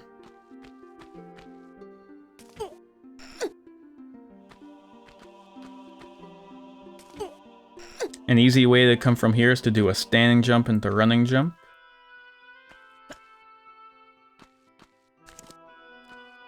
And we normally ignore this gorilla, so we'll ignore him. And now this is a bit of a scary jump. So, early on, you want to jump right near the end, and maybe grab and to land onto this slope down here. If you jump if you don't jump, you'll land down here, and this is very bad. You don't want that. That's the worst outcome, maybe. You can jump late and late grab to go as far as possible, and you'll take a ton of damage. Not a big deal as long as you get there, really. If you curve too much or jump too early, you might not make it onto the slope, but that one was fine. You just have to make sure to jump late. Like here, this is an early jump. And so I landed on this slope instead, and I fall all the way down, and you have to run all the way back this way, and then all the way back into the main pillar room, and go all the way and climb back and do it all again. So you don't want to fall down here. This is very bad if you fall down. So just try and jump late. And if you think you jumped early, you can grab. The later the grab, the farther you go. So you can jump and then try and late grab and go as far as you can, and you can also recover it by jumping over to here if you mess up, but just try and jump late. Grab if you think you need to go farther. I don't believe a standing jump will make it. No. So it has to be a running jump. Yes, you can even die if you get far enough, but I've never done that. Try it. Yeah, like that. That's very difficult to do, though. Thank you, Camille, for pointing that out. So you want to jump around, like, here. But with the monkeys on you and Lara steps, it can be hard to gauge it right where you are.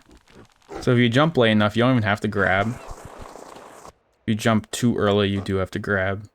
Some of them aren't recoverable. Anyway, we can go this way.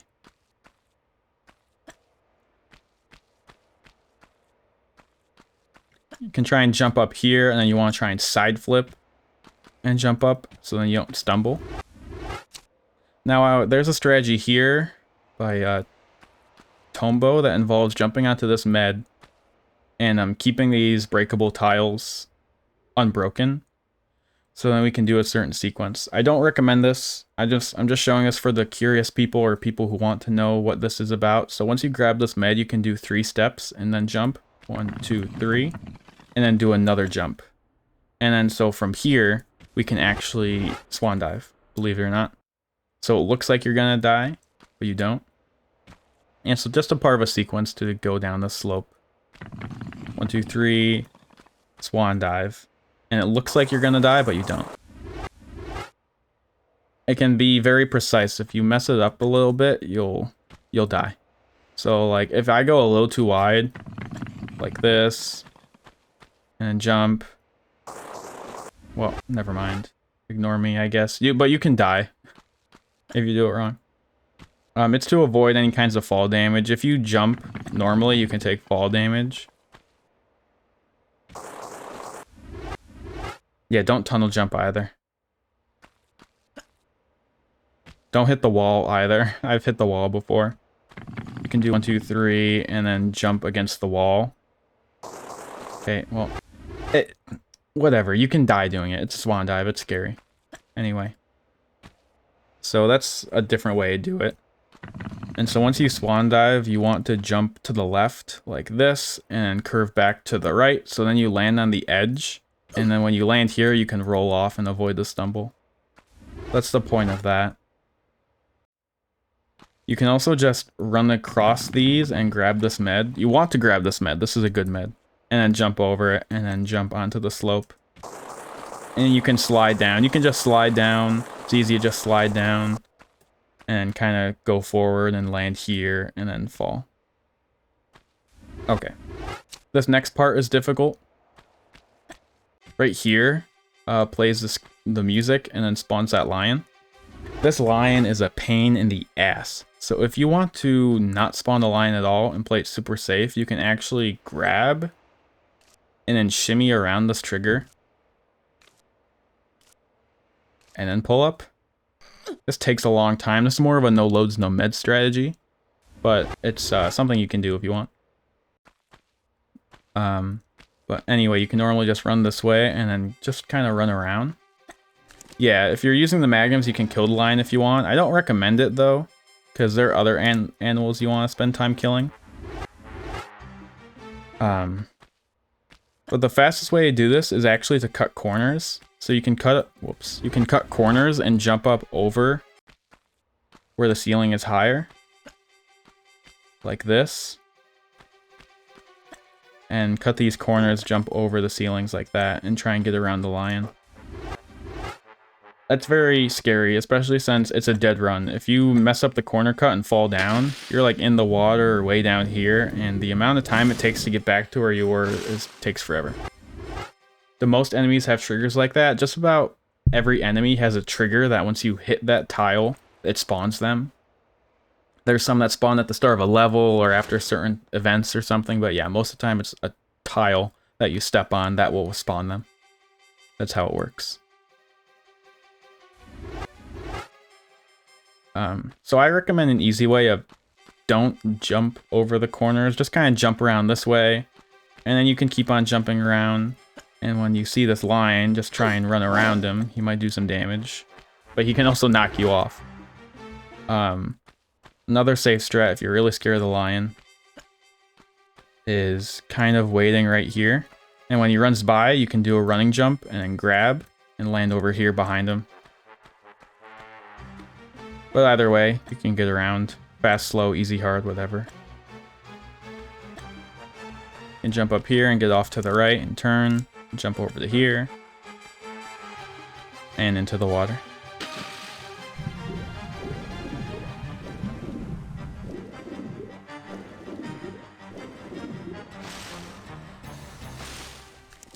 Then we want to jump over to here and stay against the right wall in the back corner, and then standing jump up here. Kill the bats. And land on this lead bar. Okay, so now this is the party room. Everyone loves the party room. If you don't love the party room, then you can play it safe and then roll off here and land on this higher platform. The lions can't come up here, but as you can see, the monkeys can. The monkeys can climb higher than lions. So, you can try and kill the monkeys from up here, or fall down and just try and kill the monkeys first.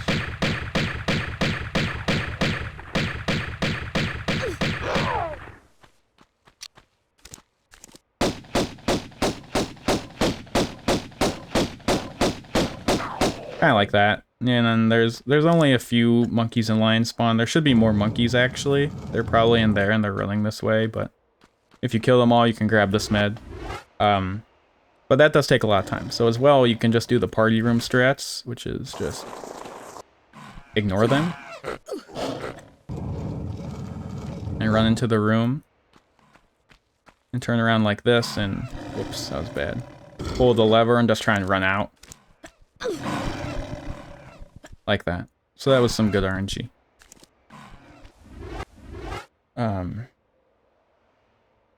It's kind of like really do what you want. If you want to stand on some rocks or stay up above and shoot and kill them all, use your magnum ammo, you can do that.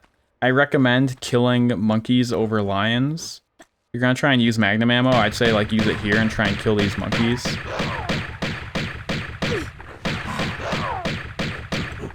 Like this.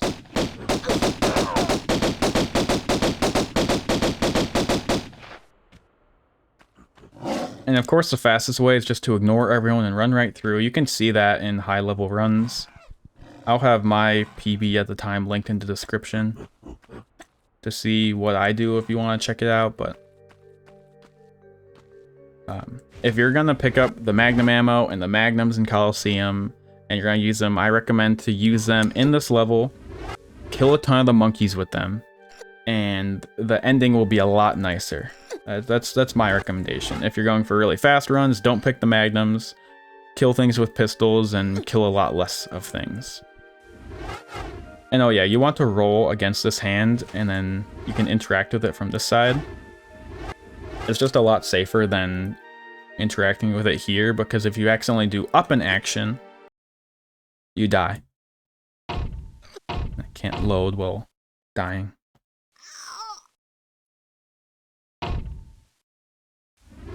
So there's that. There's another thing. Be careful when you're rolling. I've landed here before and then rolled and did that. So as much of a meme as this is, you can also die, like actually mess up. I've died in runs here. Only like 2, I think, but yeah, so just watch out. And now we want to grab this med right here. And actually from this med, we can standing jump, kind of facing to the right, and get under the ceiling like this. Standing jump forward and run this way. And now this is the run all the way back to the lever pulling room. So we killed like 4 monkeys, but you can keep shooting them on the way back. Like that. And again, the lions aren't as important. We'll see why. There's another monkey. I'll leave him alive.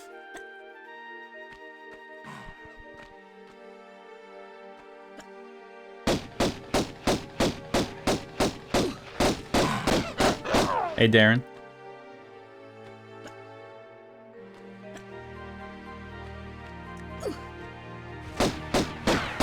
Welcome in, KTC. Does standing on the hand bless the run and bring more gold and good luck?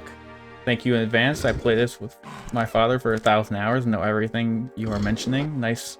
Don't I see others are veterans too, keeping our Lara alive? Yes, so no, it doesn't bless the run, and actually kills it because you die. But that's a good question. And welcome in, first timer. Okay, so now we've got a good amount of the monkeys dead, and we can come into here. This spawns a lion. You can kill him if you want, because he can be annoying.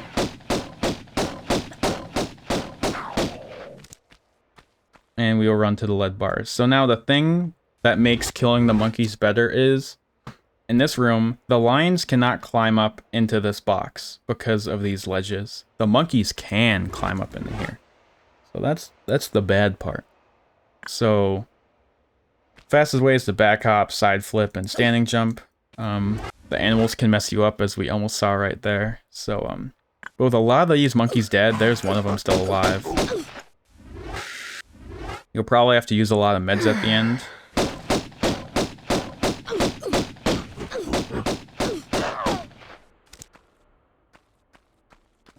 You don't have to kill them when they attack you. You can just keep trying to med through it all. But this room at the end, if you don't kill the monkeys, is usually like a crazy, basically death trap. But at the end, you can just run through and grab and get out of here. Roll at the start of this level to roll off the edge, pull your guns and kill the rat, and then push the block. Push it once more.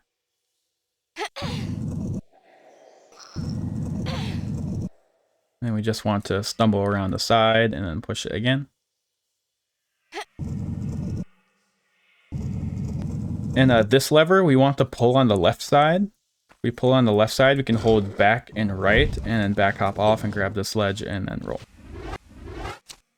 Is it allowed to kill this rat in Pacifist? No, it's not allowed in Pacifist.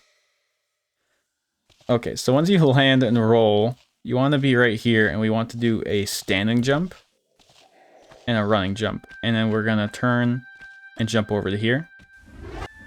I do have a step count for this, so you can standing jump, running jump, then count 6. 1, 2, 3, 4, 5, 6, and she'll jump there, and then you can run and jump over to here, late grab, and roll. And so that's the fastest way of doing it. This can be a hard sequence to hit everything. So if you're kind of scared of counting the steps and trying to do it right way, you can just come this way, turn, maybe 3 steps here, and then jump all the way here, and then roll off. And that's a safe, easy way. Then you can jump up over to here, side flip, and then you can turn to the right a little bit and side flip again to land up here. Hey, Bedrich. And you can turn around this way. You can cut this corner, and then you want to kill this rat while you're up here. Kill that rat, and then grab this key.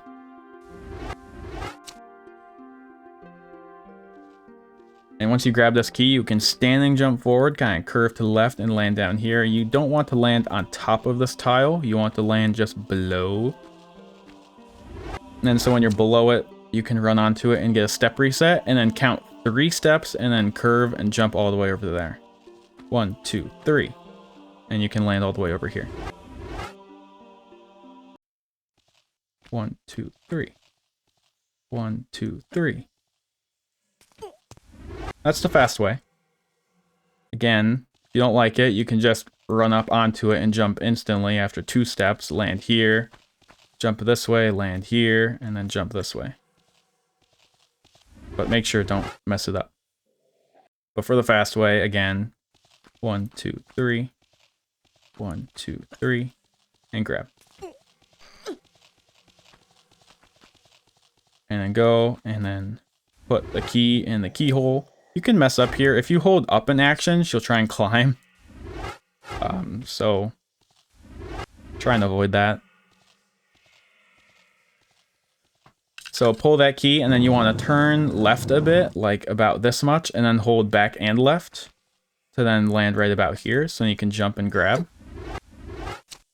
At this point, there are multiple ways you can do this, but I like to roll and then do the jump 1, 2, 3, and then jump and grab. You can also kind of do like a turn like this. 1, 2, 3. But it's a little more difficult. I find the roll a lot easier. So you just get up, roll, and curve and count 3 steps. 1, 2, 3, and jump up here. This med can be handy. I don't recommend picking it though, because when you do pick it up, Pierre usually shoots you a lot more here. So a lot of times I'll just do a running jump and run past it and grab this ledge. And then turn, and we want to jump over to here. So 1, 2, 3, and jump to here. Now at this point, there's a pretty difficult jump we can do. There's a few ways we can do it.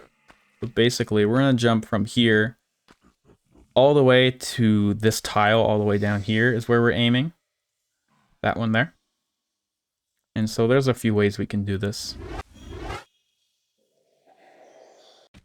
One way is to running jump from up here and then hold grab. And then pausing the game now, when you grab, you're up against this wall and then you'll fall onto this slope here like this. So when then you land on the slope, you want to hold jump and then go up and to the left. And then curve and running jump and late grab. So you're gonna need a extended jump at the end. You have to jump very late, and then you also have to late grab to make it all the way onto here. Another way of doing it is just running off the edge and then doing running jumps like this and landing. That one can be a lot easier than the other one where you have to curve a lot, but if we just kind of run at it straight and do this without much curving and late grab, it's a lot easier, maybe a tiny bit slower. So those are the ways to get all the way down here.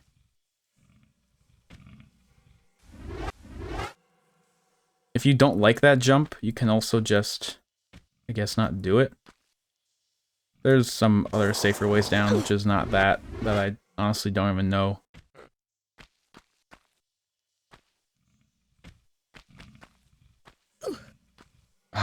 But you can do other ways down, like just getting onto these slopes down here.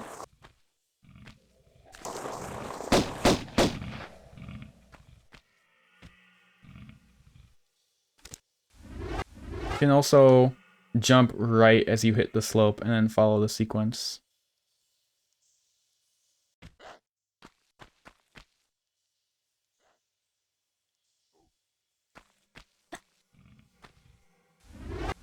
I don't know, I'm not sure, but there's a lot of different ways you can do it. The fastest one is probably this one, but it's difficult.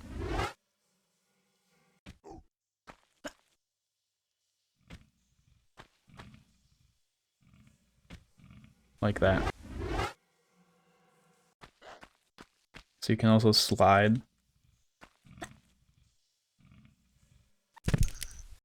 I don't know.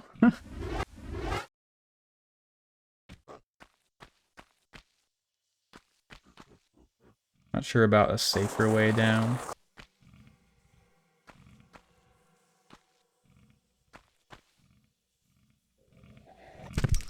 And if you fall, you're dead, so try not to fall.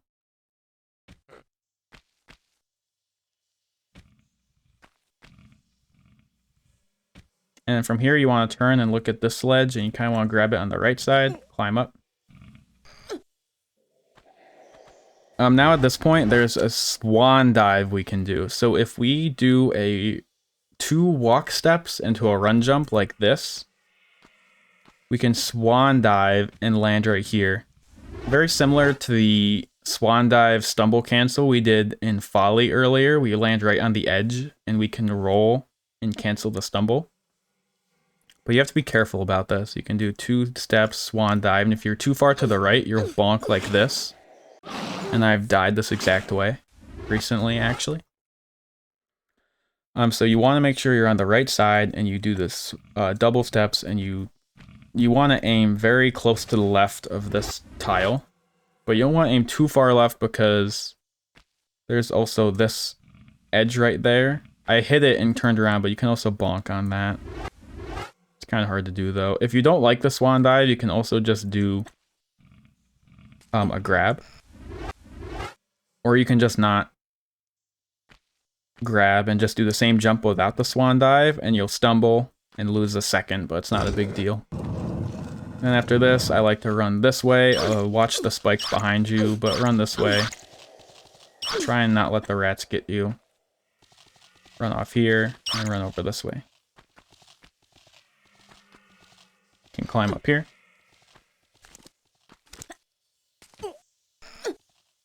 Here we like to do a little gun turn, then 3 steps and jump over here, grab, cancel, jump again.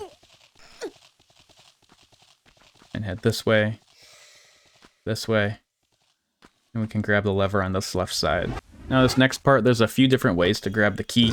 I don't know what's the fastest or the best way, but I like to jump and then fake grab here to land here, and around jump over here to stumble and roll onto the key. You do want to be careful though, if you don't fake grab, it's a long distance to fall. So you don't want to jump all the way down from up here. You want to make sure that you don't die from fall damage, so you can roll and fake grab to land here. Some people jump like this and jump all the way down and roll onto the key pickup. That takes some fall damage though. So I do like this way. Fake grab, roll, running jump, land right on this edge, bonk, land onto the key and pick it up. Then jump up to here and then turn into the water.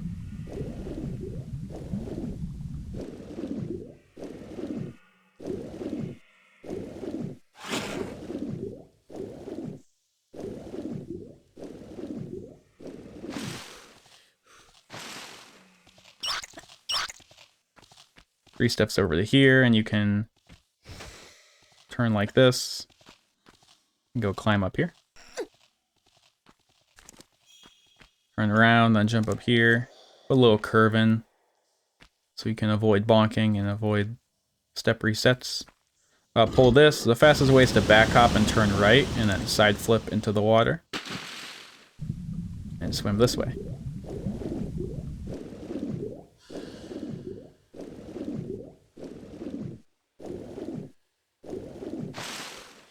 We can get up in the water here, and I like to do a running jump over this way, and then you can be on this tile, and we're gonna go grab this one for the running jump.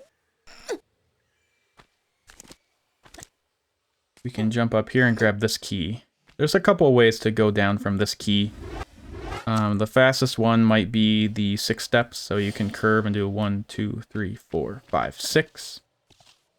But I hit the wall there. You can bonk doing that. 1, 2, 3, 4, 5, 6, like that, and go down here. You can actually also do, I believe, a running jump from here and land on the corner, like that, and then standing jump. Whoops. Standing jump. These are a little risky, though. If you don't like them, you can just, run to the edge, and then walk, turn, and then standing jump under the ceiling there, like that. Be careful falling onto that slope there. You can actually glitch on the slope. So just try and fall in the middle of it, not hit the wall. Alright, we can go down to the water here.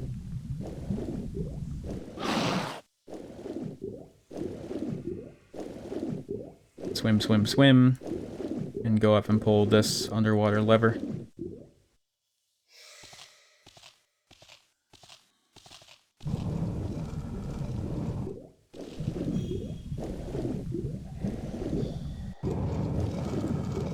Now we can swim up this way, and pull up right around here, and go in this level. Your inventory actually defaults on to the silver and gold keys, so you have to turn and use the rusty key, so keep that in mind. Side flip into the water.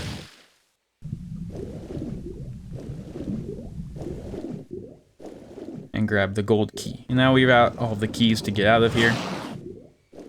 A lot of times at these doors picking up keys, the crocodiles will bite you. So you likely do have to use a med on this level. For all the crocodile damage that goes on. Jump up here and then use our keys and get out of this level.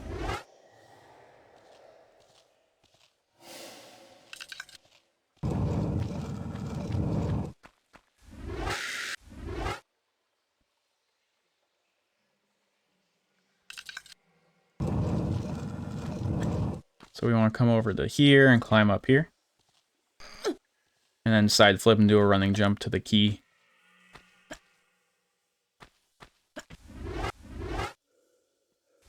Now I'm kind of low on health here, so I will med. This guy usually hits you right here. And then you just want to back hop from the key. Depending on how he pushes you, you might not fall all the way down with a back hop, so then you have to with a back flip, so then you have to back hop after. Whoops. Run by the lions and pull this block. The lions won't do damage to you here a lot of the time. They can run at you quick and do some damage, but just keep an eye out. And then fall down here, and that's Cistern. Fall in the water. And KTC, thank you for the 100 bits. Appreciate it.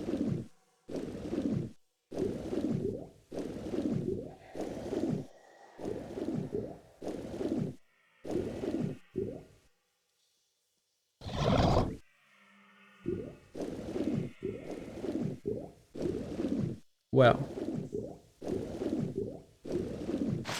Alright, so now we can go into here, and we want to pull this lever. Try and pull it on the right side, so then you can side flip and hold up and right and move past this corner this way. This alligator can be a little annoying. The way I like to kill the alligator is jumping over him like this, and then rolling, and then side flipping up to here, but I already messed up.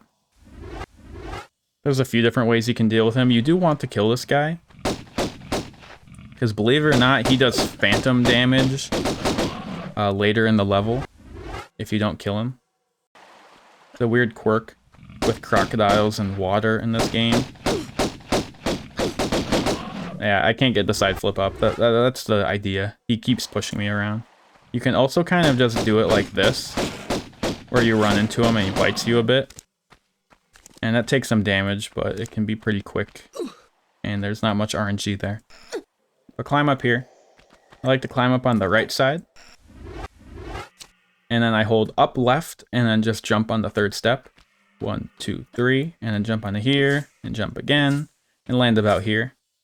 And now we're going to do a skip. We're going to try and drop down to the area below us. If you don't like this, you can pull this lever and then fall down here. And then you're in this room. But doing that, it causes the current here to be different. So this current, if you try and swim this way, it's going to resist it and you're not going to move. So you actually have to come down here. This is the dev intended way of doing things.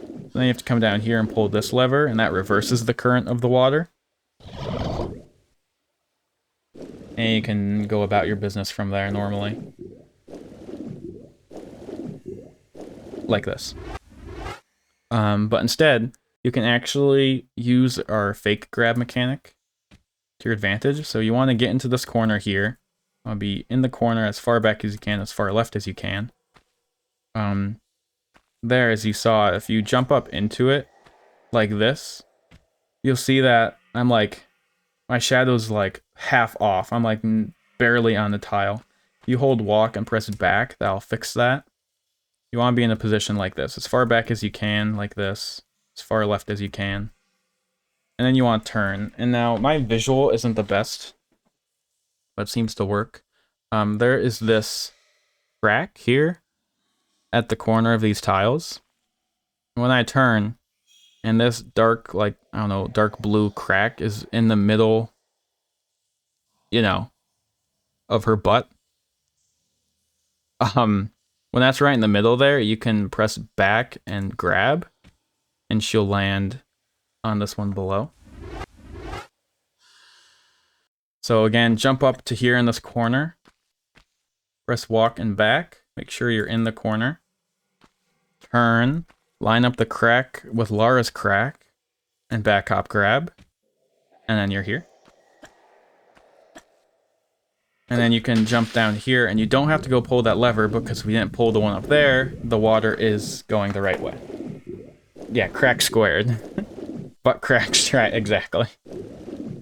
And then we want to pull up on the right side here. And so now we have a difficult sequence to get up. The fastest one will look a bit like this, where you can jump up here without grabbing, and jump over to here. Grab this one, and then jump over to here, and jump over to here, and grab, and that's the sequence. So now that's the hard one. I'm not going to explain the whole thing because that's annoying. And that I don't expect people to do that because that's a stupid sequence. Even I don't want to do it when I run this. But here, normally, if you just do a running jump, you can't make it. You have to grab. So if you're going to go about doing this, please, rat. You want to go here and then do 2 steps and a running jump to get an extended jump, and then you can land and roll. You can do it without that by once you pull up and holding up left. So you pull up from the water and hold up left and jump, and then you'll land here. And so you'll kind of be turned to the left, and as you can see, we're on the edge of the tile again. So we're not all the way on the tile. This is where we landed. So then when we roll, we're not against the back edge, and then we can straighten ourselves out. And you can see, so we're not against the back edge again, because we were not, you know, more on the edge on the front there. So then we can get our extended jump without doing our walk things. So that's how that's done. I see a lot of people not knowing how to do that. Just hold up left from this jump, land here, and then roll, straighten yourself out, and jump. And then running jump to here, try and land right on this edge. So then you can jump and grab this. And standing jump up to here. And I don't recommend doing this all in one go. Jump here, and then running jump here. And turn, and make sure you're at a good spot here. And then time the axe. Okay, now this setup. So you can shimmy to the right here, and get up.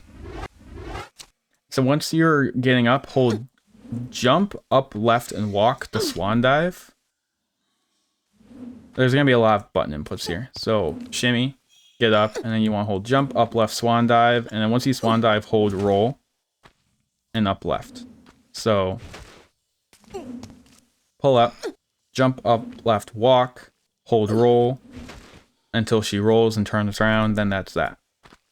So what we're doing here is we're getting up and we're doing a swan dive up and to the left, and we're landing. But when we hold roll, this makes that stumble cancel and we fall onto the next ledge below, and then we do this. But we keep holding roll, so then she rolls and turns around. And that's how we're getting right here. So you can get up, hold jump, up, left, walk, and then once you're in the air, hold roll until she totally turns around, and then let go of everything. And then you want the side flip, and side step twice left. And now you're in this position.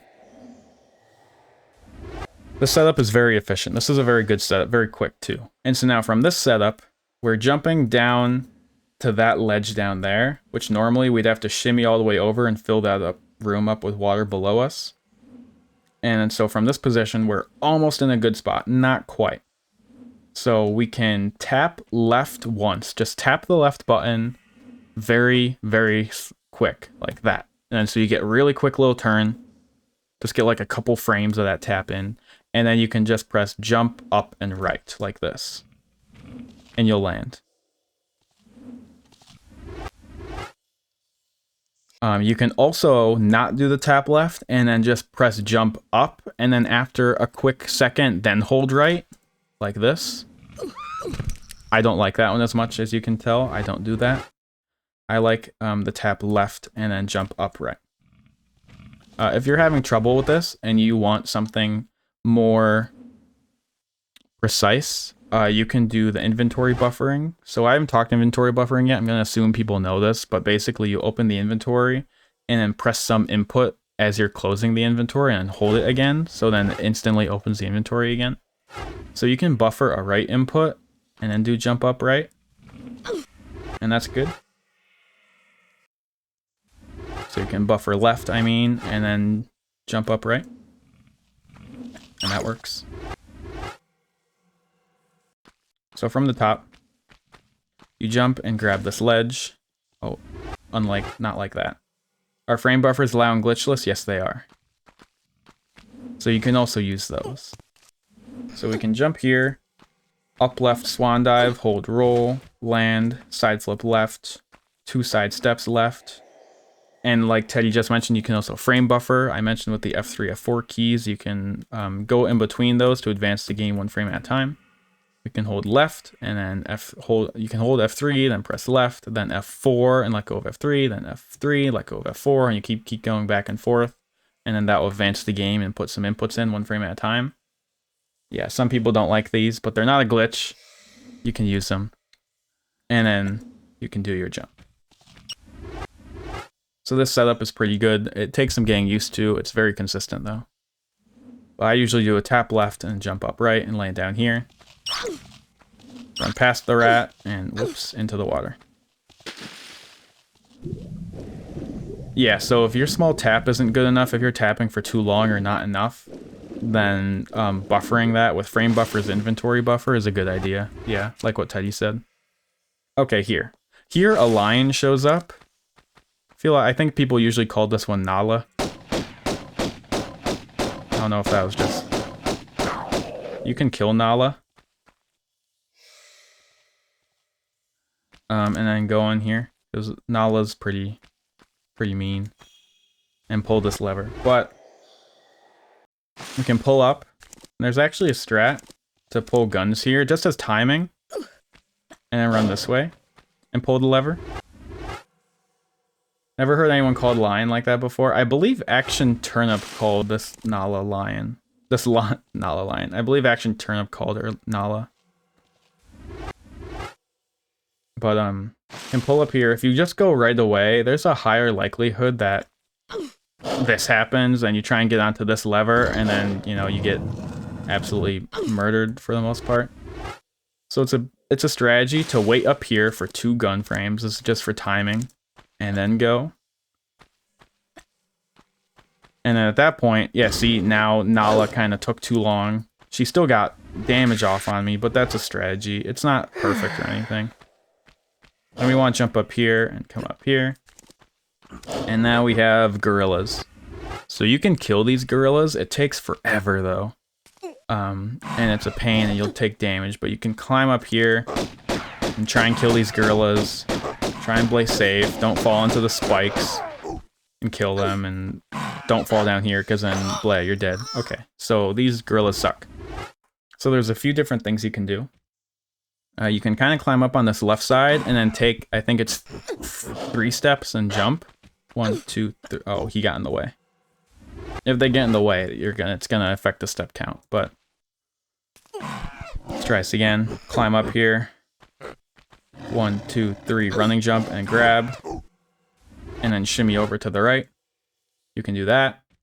The fastest way is actually to come up here and run to the edge and then walk so you don't fall off, and then standing jump. But the monkeys can push you into the spikes below. So the fast / safe way is to do the running jump. Like this. They can still mess you up, but it's harder for them to kill you.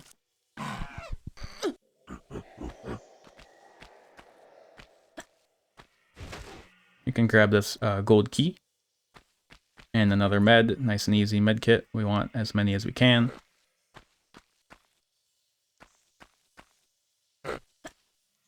Go down and put it in the keyhole. And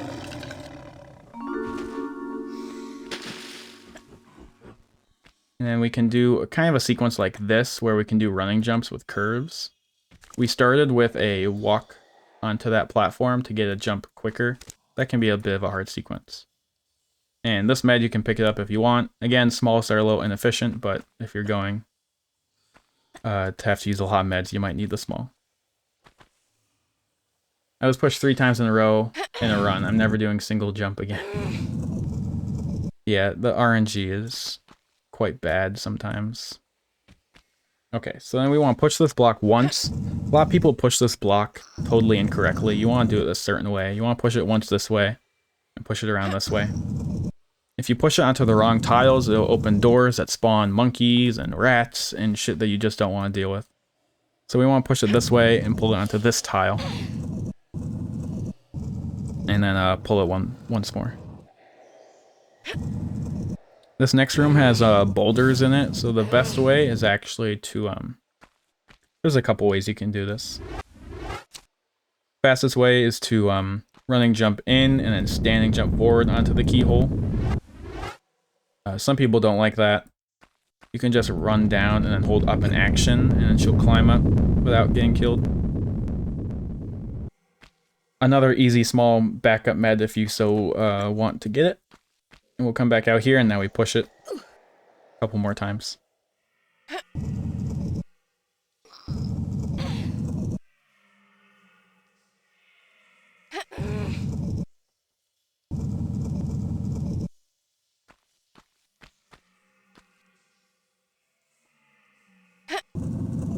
Now there's a few different ways to grab items in this room. I'll just show the nice easy way. You can just do running jumps and then hold grab and land on this key. And then you can back hop and turn and press up and land on this med. And then just do a running jump from this med. It looks like you're gonna die from the spikes, but actually a running jump from this med basically never kills you, like this. And then a gorilla has spawned now. Fastest way is just to ignore it and go over here and put the keys in. But if you get unlucky RNG, the gorilla can come attack you, do a ton of damage, make you lose time, make you lose a med that you don't want to use. So I recommend killing this monkey, especially if the monkey is like over here when you get here. Kill the monkey and put the keys in.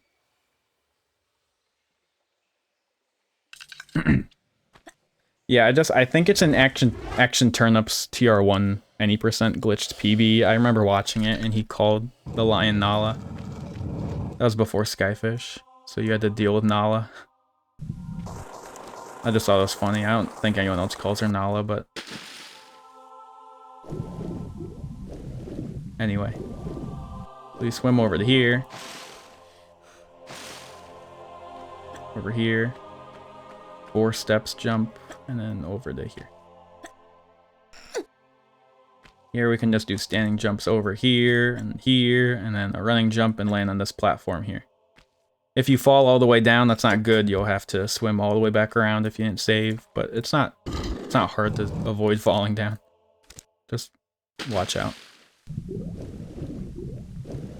Yeah, I might have made it up. Maybe I'm dreaming. So then follow this swimming path over to here, and we're almost done with this level and we'll be moving into Egypt. I'm gonna try and keep this moving so it doesn't take too long. But I will have a hard jump to explain at the start of Egypt. Okay, pull this back in the water. Famously, the centaurs break out of their stone and try and kill you. But we really don't care, just run by them and ignore them. This left one will blow up, but we just go into here and kill Pierre. We don't need to kill him. So, on this save, I used all my magnum ammo, so I don't have any. So I will use pistols.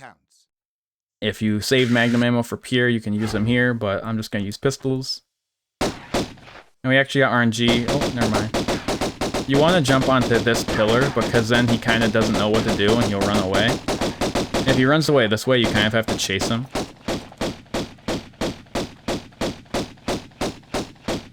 And it's an easy kill. If you just jump and run onto these pillars, it messes up his AI. Because you're shooting him, you're in a place he doesn't think he can get you, and he'll run around. A lot of times, his AI will freak out, and he'll just go like this. And you can just shoot him as he's running into the door. And so pick up his stuff, and then run this way, and you can run up to here. Running, jump, and grab, standing, jump, grab, it doesn't matter. Whatever you're comfortable with. And go put in this key. The drop once laying on the edge of the stair and I wasn't able to pick it up. That is a good thing to mention. Okay, I will address that. Good. Thank you for that. This is another med. We don't really pick this up when we're trying to go fast, but this is a good med to pick up. When you're shooting and killing Pierre, Pierre can die right on the edge of a step. Like if he's right on the edge of it, you'll die, and the item will kind of be floating in midair. And you'll try as best as you can, above, below, side, anything to pick it up, and you cannot. It's impossible to pick it up. And if you get that outcome, if you just save the game and then load it, the item will be fixed and it'll be on the step below and you'll be able to pick it up. It's kind of floating when you get that outcome. Just save and load and that'll fix it. So thank you for mentioning that. That'll kill a no loads, no meds, but you can obviously save load here. It'll just lose some time. And go into here to then go into Egypt. Alright, so from here in Egypt, you want to do a running jump, then land and standing jump. And now here, we're actually going to do another standing jump, but we're going to hit our head on here. You want to avoid this wall because then you can bonk, but we'll want to hit our head on here to land without stumbling. So it looks like this, and then you don't get a stumble. You really want to avoid bonking. If you go way too far to the left, that was even worse. You'll bonk and land way down here, and look at the health. Look at the health loss. You lost a ton of health. So hit your head, land, and then side flip up to here. So now we can actually jump from this tile to grab that pillar. This is a very difficult jump. Yep, Egypt % time. If you don't like this jump, you can always hold this lever and do the dev intended way. Come down to here and then pull this block out and then pull it again, pull the block above, and then jump up like normally. Okay, I'm not going to explain that, but we can do a skip. And so we can side flip here and come over to here. And there's a few different setups. I'll show two. So we want to sidestep against, we want to be against the wall and sidestep all the way left. And then hold up in action. And then that gets us a fixed position right here. And then we can back hop and then hold jump up right in action. So she jumps up to the right and holds action like this and then roll. And now you're in this spot. And then we're going to use inventory buffers again, or frame buffers, to do 2 inventory buffers to the right. So 1, 2. And then that turns her to the right.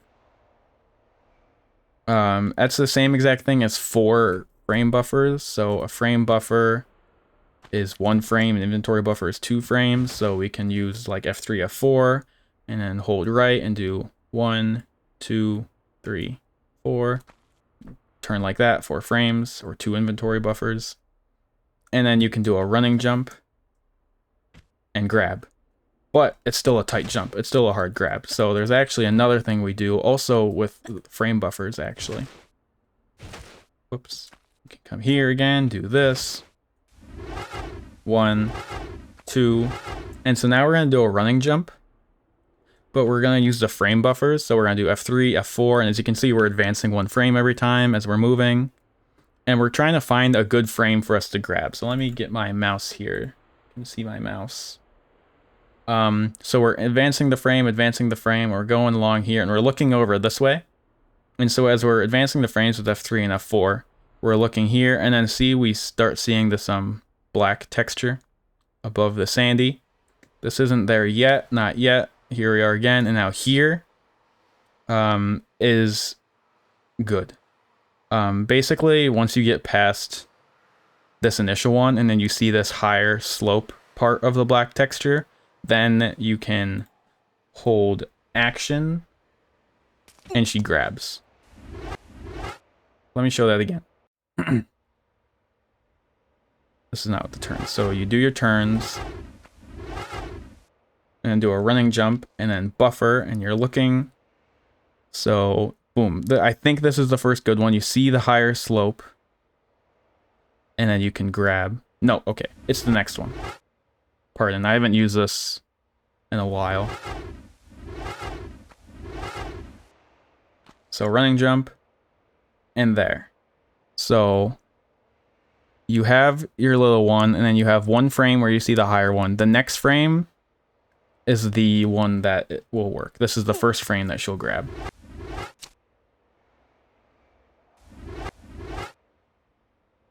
Let me just show that again. 1, 2 inventory buffers. Running jump.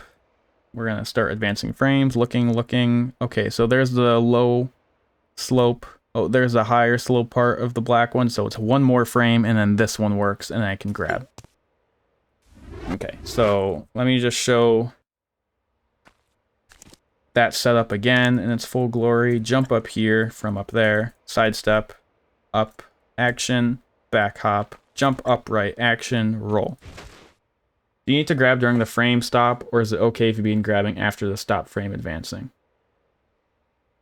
So there is a big window, so... Oh, I didn't do the buffers.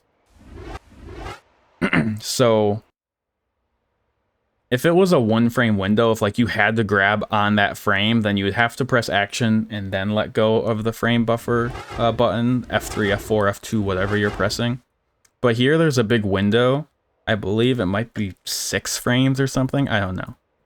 So there's our first frame that we can grab. Let's say 1, 2, 3, 4, 5. Oh, now we're bonking. So it's a few frame window to grab. Maybe 4. So ideally you do want to look for the frame, tap, tap, tap. Oh, there it is. Press action, then let go of F3. If you let go of F3 and then press action, obviously some frames can go by. There's so much frame you can grab it in that you can eyeball it after a little practice. Yeah, so there's about maybe 1/10 of a second of wiggle room. So let's see. First frame, 1, 2, 3, 4. 4 is too much, so it's probably a 3 frame window for the setup.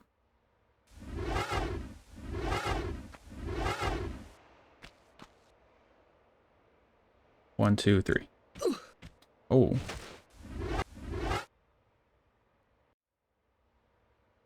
So maybe it's even tighter than 3 frames. So you do want to hold action right away.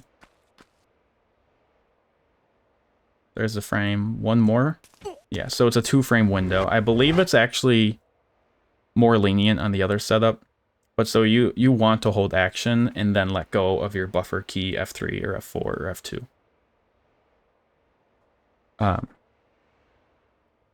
So that's the easy setup.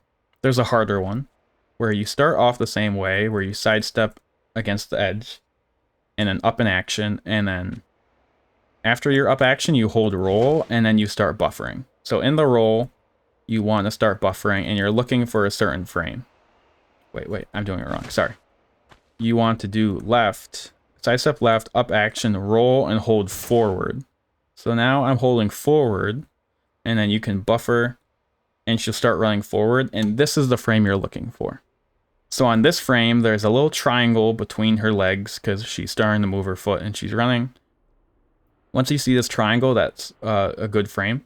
In fact, I believe the next 2 frames are good. So here, where you have this bigger triangle thingy, and I think even the next frame, it also works if you're starting from this frame. So that's a 3 frame window for the first visual. So if you like frame buffers and you like time save, this is a good trick. So roll, hold forward, and then search. There's our first frame. And now we're going to do 10 frame buffers up and right. 1, 2, 3, 4, 5, 6, 7, 8, 9, 10. And then from there, we want to jump. And now again, it's the same kind of frame buffering thing where we're going to look for the right visual. There it is. Grab. And so that's the fast setup. You do buffering after she stand calmly after a roll. Yeah, that should work as well. So if you roll, you can... It's going to be different. But it's about the same idea. But the one that I do, roll, hold forward, and then look for that triangle. You can also do it 3 frames later at the latest. You'll still get the same kind of a thing. 1, 2, 3, 4, 5, 6, 7, 8, 9, 10. Jump. And grab. 8, 9 with up and right key. Yeah, so there's all kinds of different ways you can do it. You don't have to hold that. But from the start, the fast one, like this, roll. 1, 2, 3, 4, 5, 6, 7, 8, 9, 10. Oh, I did too many. You want to make sure you count. I usually don't count. I usually go by muscle memory and grab. You don't have to time the grab, but I recommend it. And so once you're up here, you can tap forward and right and go here, and then standing jump up here.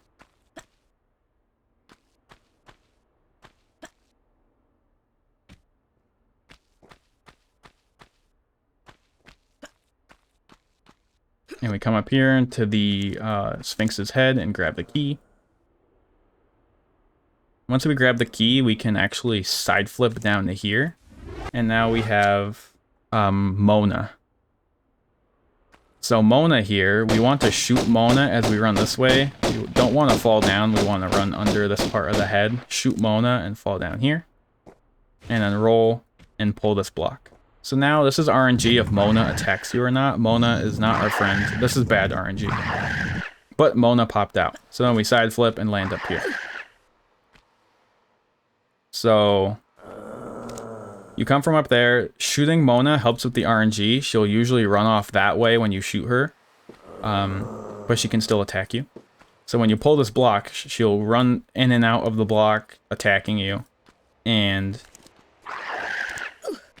if she goes through the block and is over here, you can roll and be where this door tile is. She'll like run around these few tiles trying to attack you, but she can't go onto the same tile as the door, and you'll just shoot and kill her. That's Mona. Mona can make you lose runs in a lot of time. No, counting everything is good. Counting steps, counting frame buffers, it's consistent, it makes things good. The more consistent, the better times you get. So definitely count.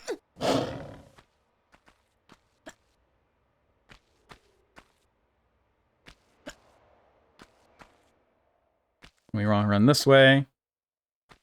And now here we can jump near the edge of this and late grab and land here, and you can roll over the corner and skip the stumble, go down here to the water, and we're gonna go pull this lever.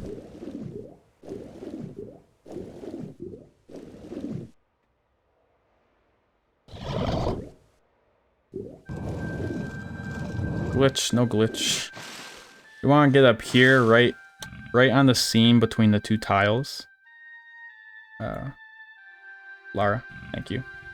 So right on the seam between the two tiles, there's this. We just want to turn so we can grab this above us.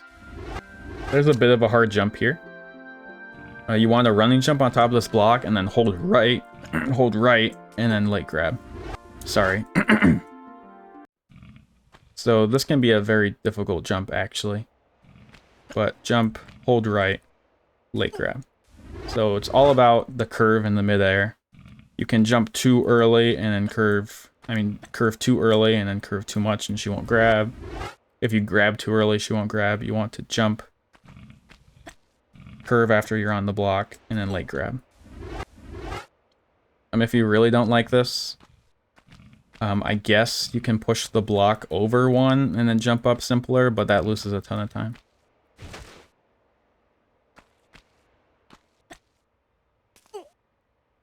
And climb up here. Go this way and roll here. Back flip up to here, jump, and we're gonna go pull this lever.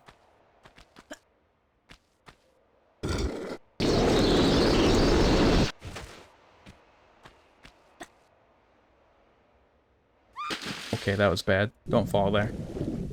If I miss this, do you have a recover strat? I don't believe there's a simple recover strat.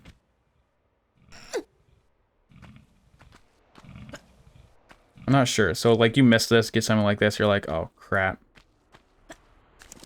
A lot of times, I'll just come back here, because I feel most consistent doing it this way. I'll come back here like this, and then just try it again. Maybe there's something, like, easier I don't know about. But that's... I just go back and try it again.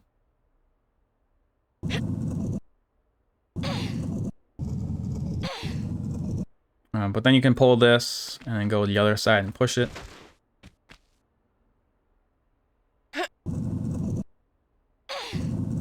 This next jump is pretty tight. You can do a running jump and grab like this, but it's very, very close to the limit of when she wants to grab. And if you go a little too far left or something, she won't grab. If you want to be a little safer about it, you can jump up, pause, and then do a jump. You get a more extended jump, and it's more lenient. And you can turn over here. You want to pull this block.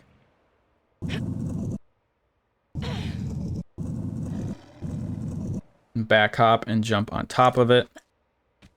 And then you want to turn and you want to running jump to this giant bright block here. We don't have to grab it. We can actually just jump onto it from here like this. If you're scared, you can grab it, but yeah, just jump up. That has a trigger to open up the hatch, and then we can pull up, jump over to this lever, and pull it. Now we can roll and grab this ledge here and fall down onto the secret platform, taking some fall damage, keep that in mind. And now we're going to do something, another flip map trick like in Midas. We want to jump over here and grab, and then jump again. And grab and land on this platform. And then when we're on here, we can roll and fall down here. So now this place is meant to be a trap to get you, but we use it to flip the map. So we can land here, side flip, and as you can see on this next trigger, it turns this place into a slope. So it turns it into a slope, and you die in spikes, or not, I guess. And that's the point of this room. But it flips the map, basically. So when you do this, boom, map changes, flips the map. You can jump up over to here, and you're like, oh my god, I survived the trap. And then it flips it back. So when you go over these tiles again, it flips the map back. But if we go about it a different way, came and died in the trap. It just got lucky. So if we come up here and then we flip this map, but we get up over that way without flipping it back, it changes the sand in the room at the end. So once we get up here, we can actually climb up and then hold jump up right, and she'll jump as it changes.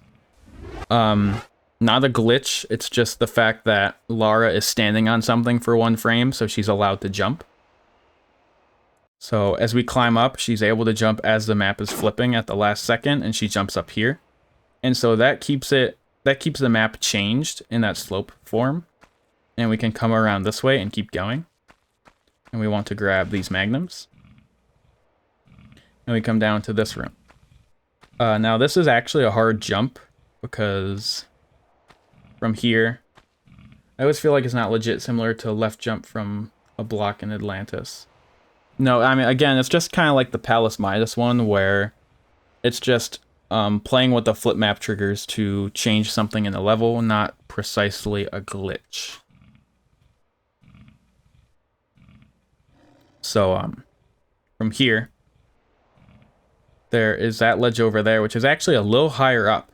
So if you just try and jump and grab it, yes, the throne room side flip in Atlantis, yes, that's also not a glitch. We'll get to that, hopefully, today. So you won't make it if you just do a jump. It's a little higher, it's kind of a trick. So if you want to go about safer, you can roll, grab, roll again, jump. Is it jump twice or once? It's jump twice for the safe one. And then you can do a running jump, grab. So that gets you a really extended late jump. For a very fast way to do it, you can walk to the edge and then kind of turn like a 45 degree, maybe a little less angle this way, and then run off and then do a running jump and a late grab. You gotta make sure you grab late for the most part there. And then we can continue. Now this is Mona 2, as some people call her. So if you do something stupid, you'll get an outcome like this, and she attacks you, and you're like, oh shit, oh my god, and then you'll get stuck, and then you fucking die. So don't panic here. You want to make sure you do the right thing. There's a specific way I do this that gets me through every time. So after this jump, the sequence I try and do the exact same every time, but you have to be careful because you can bonk. So I'm not going to explain this much more other than what I do here. So I get up and do running jumps until I have to turn. So I do a running jump, running jump, running jump, try not to bonk, and then 1, 2, 3, 4, 5, 6, 7, 8, 9 steps. And then almost always at 9 steps, I'm able to get past Mona. And I keep it tight too. I don't go wide around. If you go wide around, a lot of times you get pushed backwards. So jump, jump, 2, 3, 4, 5, 6, 7. Oops, and I messed up, and so I'm fucked. If you go wide or do something different, you can easily get pushed around by Mona and screwed. 3, 4, 5, 6, 7, 8, 9. That one went okay. That could have gone worse. Like I see people doing, it's hard to fit this running jump in, so it's hard to do the exact same sequence, but I see people going like way over this way. And a lot of times you'll get stuck and messed up doing that, or stumble or something. That's just how I do it. Maybe other people have a better way that they're more used to or something. Okay, so we can come up here, grab this key. Walk, run, jump to get off of this. Grab, cancel. Grab, cancel again, and go down here. Yeah, you know, Bedrich, I agree. It is probably the sketchiest looking thing, that one in Atlantis. For Glitchless, I'd say. It's very weird. We can start here with a standing jump, running jump up to here.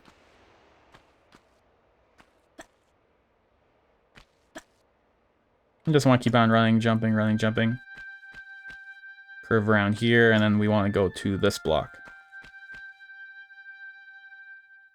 Yeah, KTC loves Tomb Raider 1. Obviously.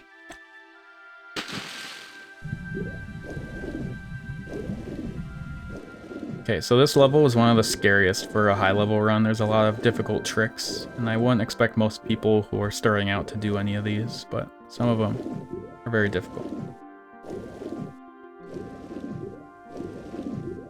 Yeah, there was a vote, and the majority of people voted to have it be glitchless.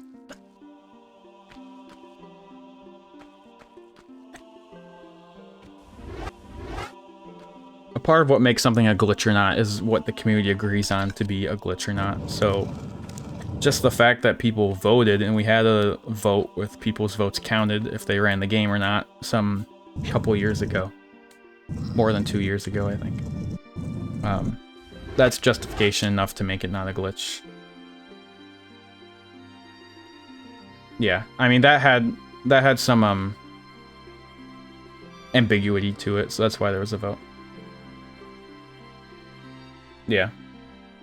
So here there's a difficult jump up to here. We can pull this once and jump up here and do a jump and late grab to grab and come up here. If you find that hard, you can pull the block again and try and be a little safer about it. Here on this tile right in front of me, mummy spawns. So mummy spawns, we want to come around here and then shoot and kind of back up a little bit and try and like back up away from him so he doesn't rush you until he's dead. That's some good RNG. You can get RNG where he rushes at you too, and that's very bad. Not here though, this is good again. Something like this. If he rushes at you, you just have to try and turn and fight him and hope you don't die. It's just bad RNG.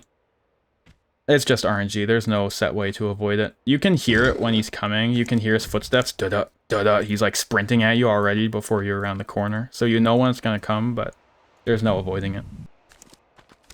So you wanna come this way, go around here. Roll off here and fake grab down to here. And then pull this one. And if you side flip and standing jump and do a run forward, you can get right here. This is a good position to run and jump over to the side. So you want to run, jump, and land here. That can be a hard jump. You can mess that up and fall down, and that's not good. If you fall down, 2 mummies spawn out of those and really mess you up. And we want to run over here and grab this med.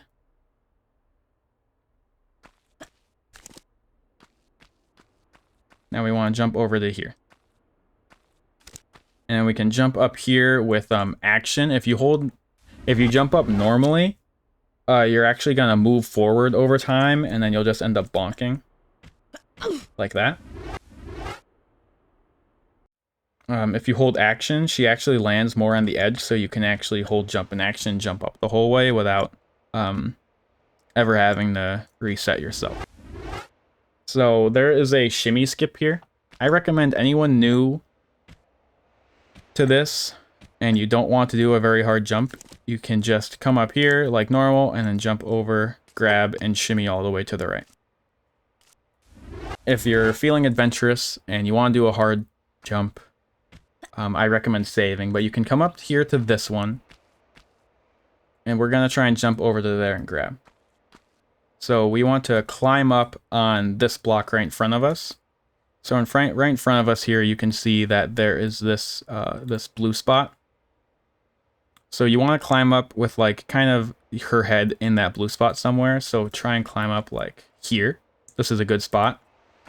You can climb up a little to the left, a little to the right, but try and get up in the middle of the blue spot. And so now you're in a good position for a the blob with two knobs, as Tombo calls it. Down here, so F3 key on PC will change you from pixelated to unpixelated, like a smoothing texture. Thank you, KTC. So you can press F3 and you got this nice pixelated texture. You can see every pixel clear. So down here, there's like this kind of a darker blob, and it's got two knobs. A blob with two knobs. So you can turn, and then this is knob 1, and this is a shorter knob 2. And then this is the blob. So you want to turn until this edge eats the blob other than the two knobs. So that's the visual. At least that's the visual I learned. Yes, the blob. So here's your blob. All the dark stuff. Yeah, you can find your own visual, like some brown textures or whatever you want. So there's some texture here maybe you could use, like Bedrich was talking about. The one I know is blob with two knobs. Cover up everything but the two knobs. And then at this point, this is a good place to save. And then you want to look buffer, hold upright, and then let go of look. So then you're holding upright at the same time. And then run jump and late grab. And that's not good enough because this jump is stupid difficult. So that's not the only thing you have to do. So once you get your blob with two knobs, you can go up, right, and jump. But if you do that, you're going to turn too much. Why the look button? Because you can just press up, right at the same time and then do it. The look button is a way to buffer your inputs so then you can hold upright and then let go of look, and no matter what, you're doing them at the exact same time. So I usually do it quick. It's kind of like a habit now to do that and then go for something. It's just to get those inputs at the same time.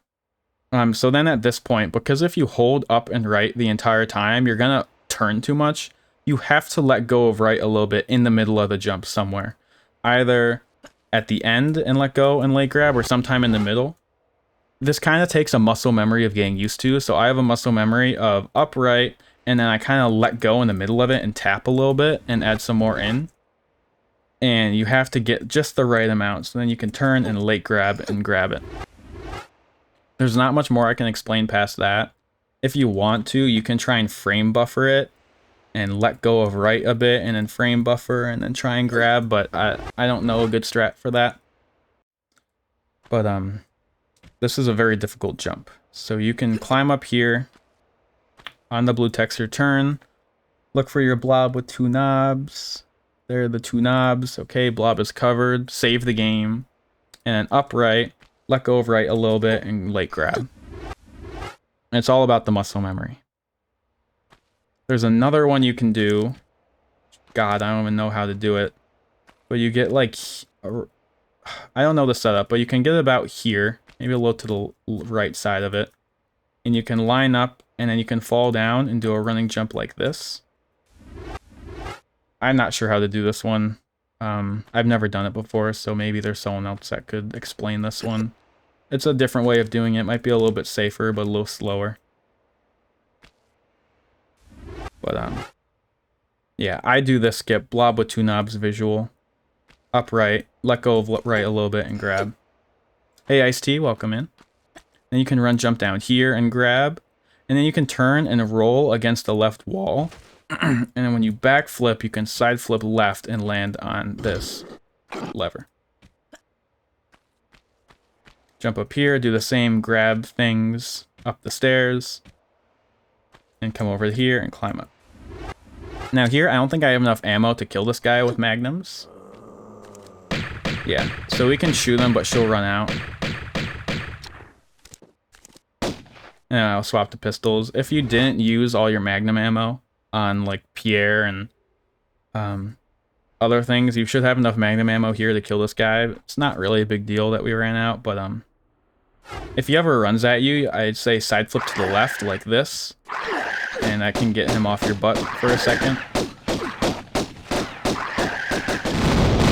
Okay. Next part is the banana jump thingy. So we pull this lever, and then if you want, you can pick this med up as a backup. But then people call this a smiley jump because of this smiley face here.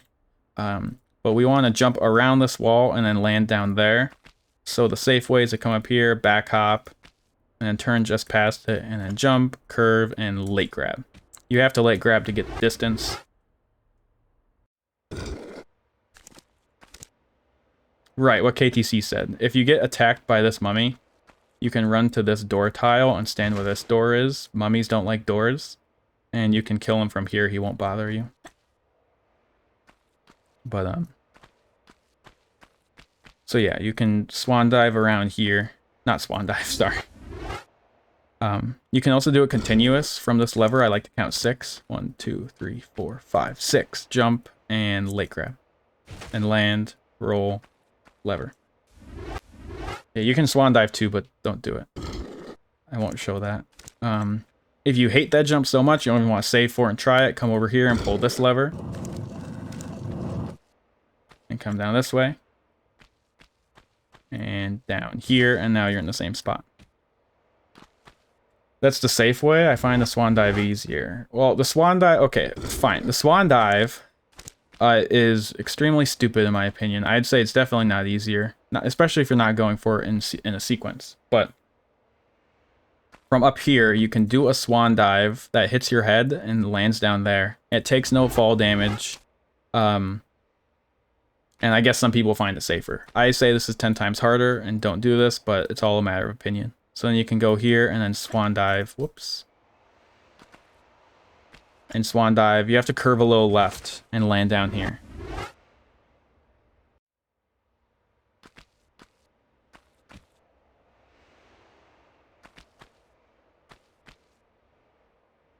Yeah. Swan dive is a great strat. Yeah, there was like a setup for the swan dive. I don't exactly remember what it was. I did used to do the swan dive. But it was something like...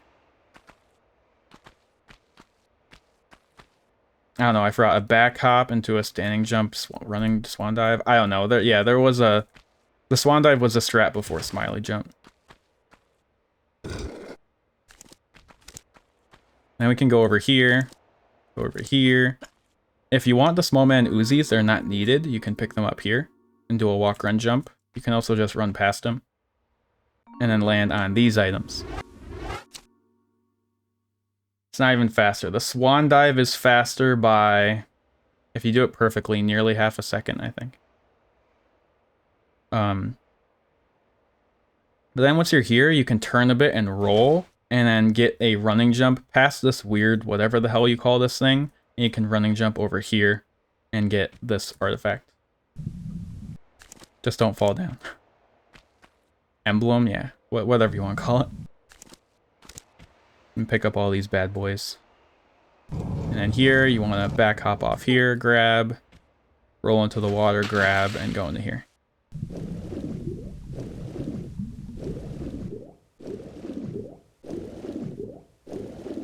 And then here we want to grab these magnums, magnum ammos, and then keep swimming.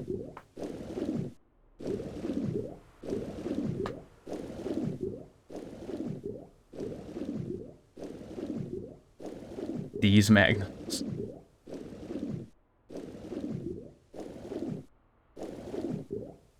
Now here you can get up over on this side, pull up here. And this mummy is a pain in the ass. I like to do 4 steps. So I go turn at him and do 1, 2, 3, 4, and jump at him. And that's the bad RNG where he pushes you back. So I got bad RNG here. But you can jump past him and climb up here without a lot of problems. As a backup, you can also do a standing jump. But you can try and climb up here, or you can just get up out of the water on that side of the water and kill him from there. But normally I run past him as he chases after me, and I just climb up before he gets there, but that can be really RNG based. Yeah, he can push you back into the pool, do a ton of damage. Here we can walk to the edge. And we can kind of face a little to the left and then fall down with up and left and do a running jump off this block and land on the arm of the Sphinx. And over to here. Do something like that.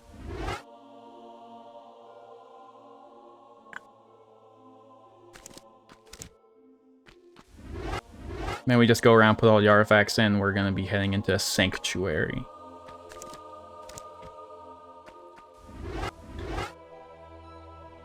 Should I even show the Uzi jump? I don't think I should show it.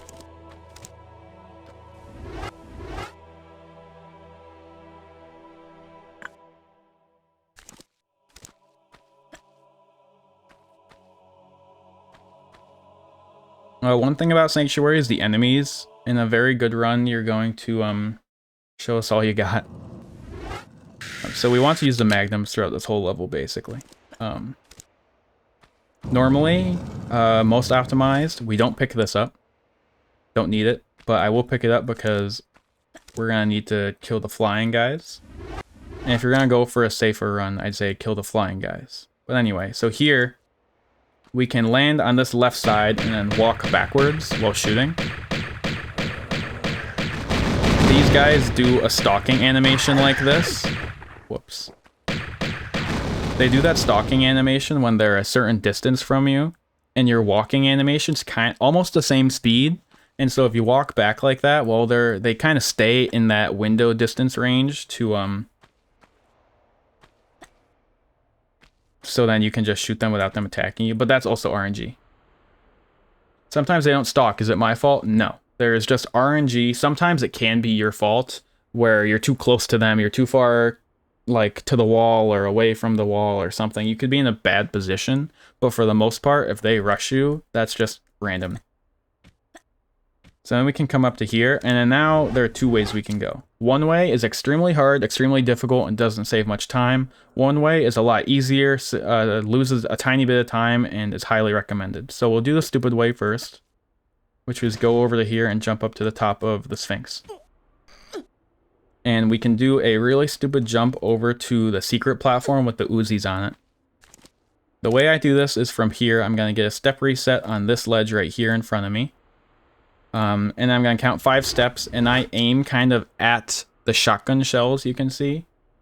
So you can do jump, 1, 2, 3, 4, 5. And I'm just going to pause it, and you can see there's these shotgun shells. I'll aim at those when I'm running. And then you can jump and land on the Uzi platform. Let me show that again. So, jump, 1, 2, 3, 4, 5, and at the end I curve a little to the right, and then you land on the Uzi platform. From here, you can do a running jump and grab right here, and pull up. Okay, so now that you're here, now you can do a different jump, over to here, and here to land here. This is also extremely stupid and extremely difficult, for the most part. And if you jump here, and you take it a little safe, and then do this, and then grab and pull up, it loses time. So the only way that this strategy saves time is if you do it all perfectly right, in a totally clean, great sequence, without having to grab there, and then make it here, and grab on this lever. That's the only way it saves time and is worth it. Is it bad to pick up Uzis to reset stumble and then use them to flying guys? Yeah, I'd say that's bad. That's not worth it at all. So again, get up here, hold upright and jump, and then you need to jump off of this edge to the left to land here, and then jump over there and grab the Yeah, picking up the Uzis does spawn 2 more enemies. That makes it really bad. So anyway, I shouldn't have saved it there. I should have saved it a different way.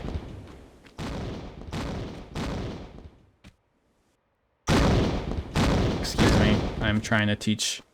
So if you don't do that way, you want to come this way and stand up against the ceiling and do a standing jump to fall all the way down here. And then you want to come down here and jump onto this. And then side flip, turn and jump and grab this.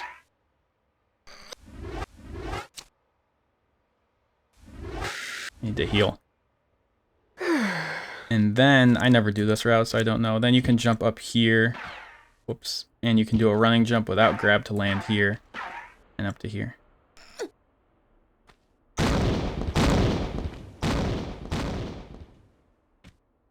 I forget the exact sequence. No, I remember when Foodie was running this, Foodie timed the 2 sequences. He timed it where he grabbed on the platform instead of doing the hard jump and made it over there. And it was actually very close in time. I don't remember the exact timing, but it was very close. And so that's why it's only really worth it if you don't do the grab. But then you can go over here and grab and hit this lever. Yeah, it looks very different, but if you do this way right, it is definitely a little bit slower, but not much. So then we can pull that lever, turn, and then jump and land on this platform. Roll off again, and we need to kill this guy.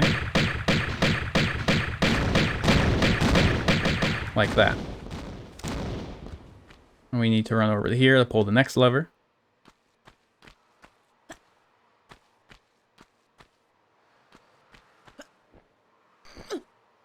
And then whenever is a good time, you can kill this guy. Oh, that was horrible.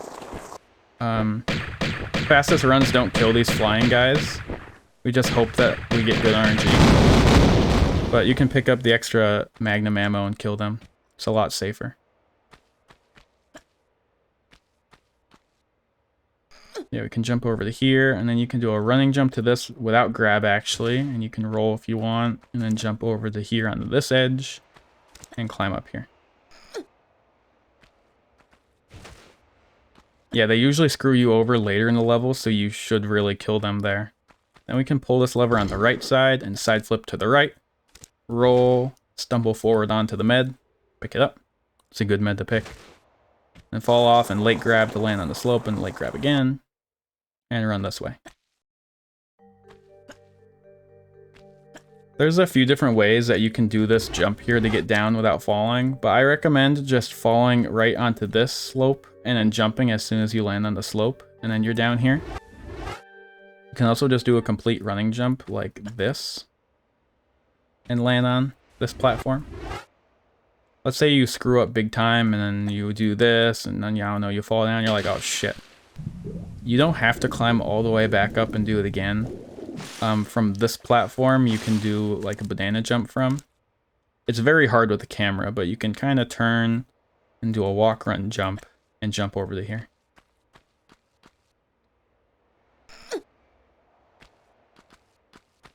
Climb up here.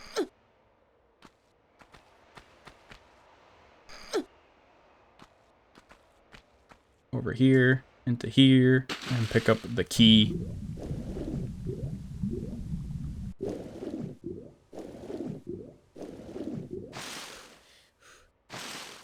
Okay, here, there's a kind of a hard sequence you can do where you can turn to the right here and then jump up, and jump, and kind of curve around and get some running jumps through. It's a very difficult sequence. But it's the fastest one. And then use the key. And we can back hop and then do a running jump, and then I count 1, 2, 3, 4 steps, curve a little bit, and then a running jump, and we can land on the Ankh. Use a med when necessary. Very juicy sequence to hit indeed. Again, we have to jump up here again, And let's say you're going for this sequence and you... Okay, I guess I meant to fail it. And then you bonk here. You're like, oh crap. It's a lot of times it's easier to just climb up and then just do standing jump, and go on the slope and continue. But it is a hard sequence to hit.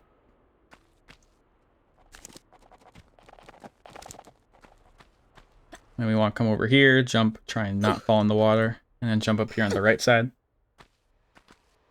Here, I find it easiest to jump up on the right side, turn, and do a standing jump, and then do running jumps.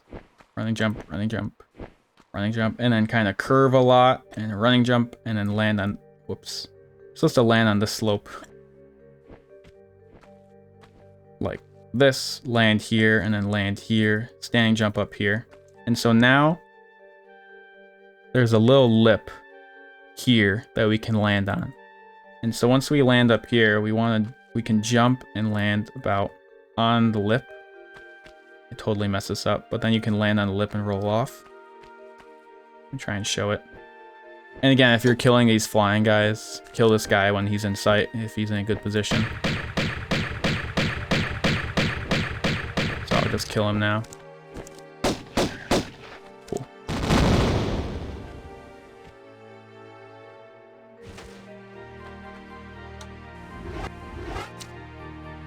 So I can come to this slope and then jump like this, up to here, standing jump, running jump, and land and roll. And that'll cancel any stumble. Go around this side of the Sphinx, climb up here.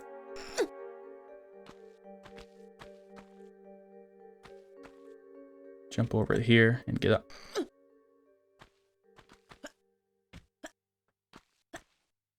And now here, we want to climb up on this side right here, on the left side, and then we want to turn, and as soon as we turn and then run forward and we run into this, we want to hold walk before we hit this.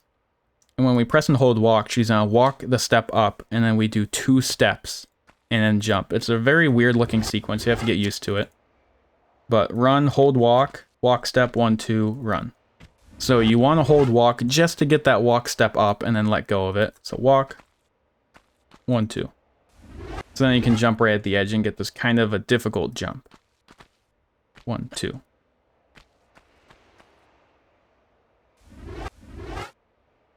You tap 1 up key and then do the walk.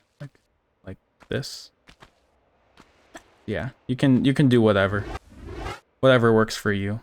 So like you can walk until you get the walk step and let go of it and do 2 steps. Anything like that. And then come over here. Standing jump into here. And go and push this block. Now, if you don't kill the flyers, this is the room where a large majority of the time they will come in here and attack you. And that's why I recommend killing them, because if they're attacking you in here, you're just gonna die probably. Because you need to jump up here and then jump over to here and go into here. They'll be attacking you that entire time when you're trying to do that. And that's very bad. You can jump here, standing jump, hit our head on the ceiling, and we go down here. There's a sequence you can do right here. That can be difficult. You can jump and do 1, 2, 3, 4, and then land here and running jump.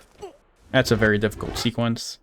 You can do it safer and easier, where you just land on the block and come over to here and do a running jump. Or glitch through the block and validate your run. Yeah, that happened to me. You can also pick up this med as a backup med. And if you want, I think you can do a walk step, 1, 2, 3 as a nice sequence to land here. And do this from the med. You mainly want to ignore that guy, and sometimes he can shoot you like this and do a ton of damage, so watch out. Alright, put the Sphinx in the Sphinx hole.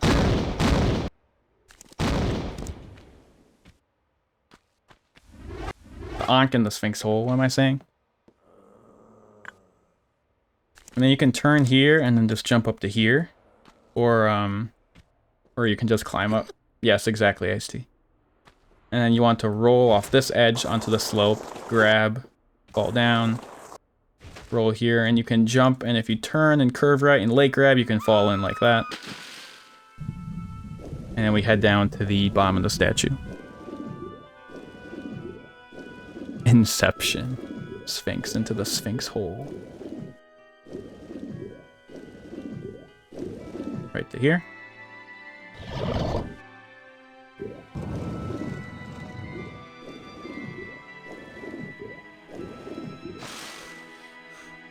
And we'll come up here and climb onto this block. Now there's a small time save here with a hard jump. I don't recommend doing it, but I'll show it.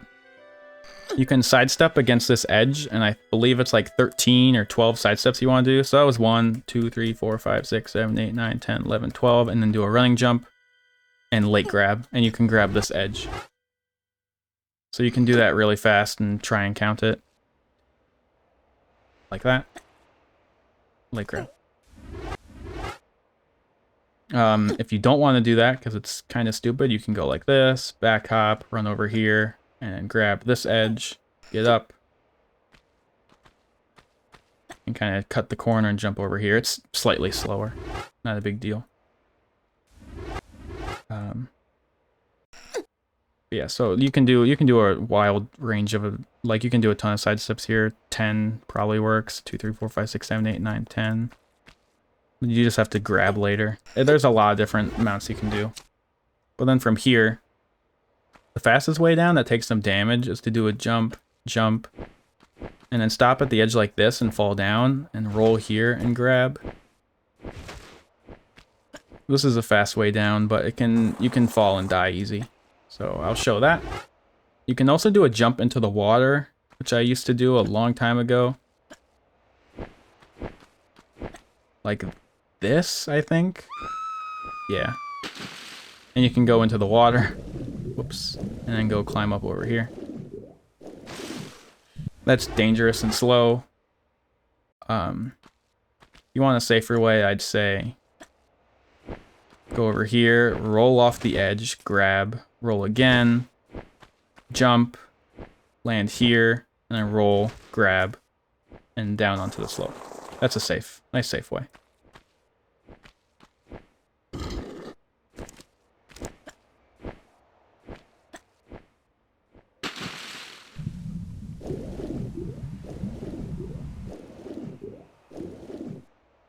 Okay, so now at the end, there's something called the Believe strat, and if you don't want to do that, and you don't have the Magnum ammo at the moment, you can pick up the Magnum ammo in this hallway. So on this one, yeah. There's Magnum ammo here you can pick up.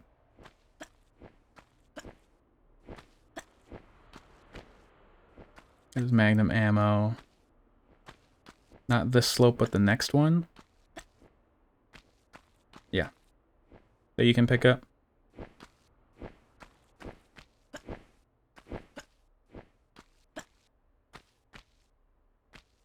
And so when you pick up this scarab, you want to save it when you pick it up. And there's something we call the Believe strat, which is basically it works if you believe hard enough. Basically just random. And so as soon as you pick it up, you want to hold walk and then take 2 steps back, going this way, pressing right a little bit. So she back steps to the left. So back and to the right, back and to the right, but left technically, and then run around. You don't want to touch any of the blue stairs. You want to run around. Basically, that walk steps puts them in that kind of stalking animation for some reason, and they stalk you from the blue steps for a while if you get lucky. You can also get unlucky. Back. Go this way. You can sometimes hear them moan and move around. So that was slightly bad RNG. They attacked early.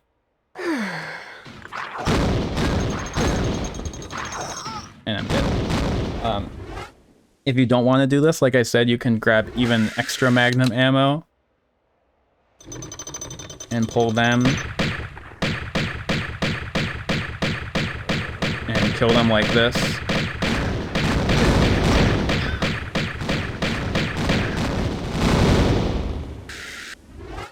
And move on. But I don't really recommend that. That usually takes some time, and it takes a med, and you can get rushed, and it's really messy if you do it that way. So I'd say save on the scarab.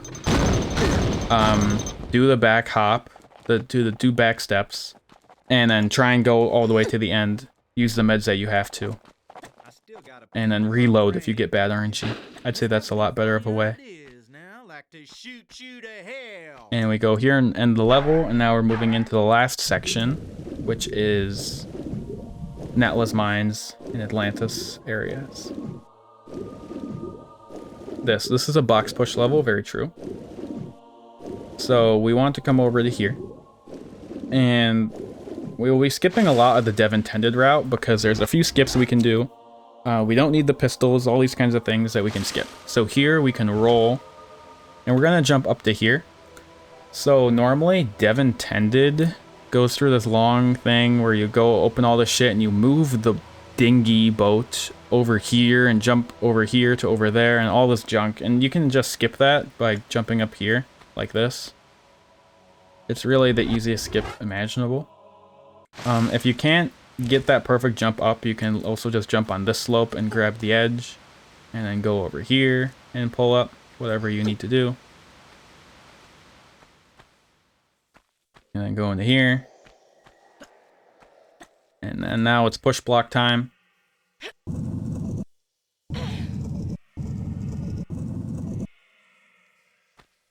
Pull this one and then push it.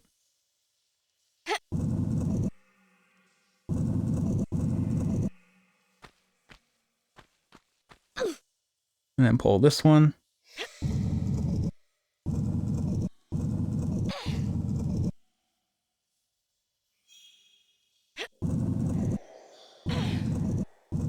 When boxes are diagonally to each other and I jump through it, is it always okay and not glitch? No, it is a glitch.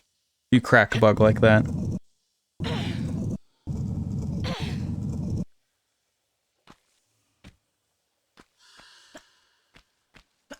You can go pull this lever. After you pull it, I recommend pressing look to cancel the camera, so then you can go on and seeing where you're going. Whoops. Jump over here and over to here.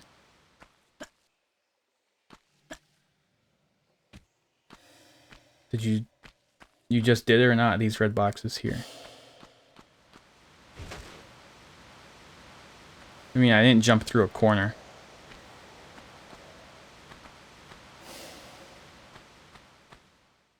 So I jumped over the boxes. Just jumped over this one. A crack bug would be if you went up to the corner and then literally jumped through them. That's the glitch. So there's no jumping through the corner here. You jumped over them. But like, let's say, instead of pulling this and moving this block, we just jump through it like this. That's a glitch. You're jumping through a corner of the block. That is a glitch. So you can't do this. You have to move those blocks the way I did. You can jump over these ones, but not through. No, you're fine.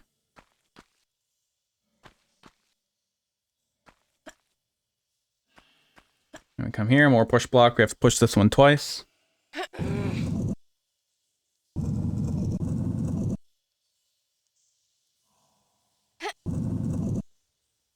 And now we're getting to the Natla's Mines jump, which is one of the harder jumps in this category.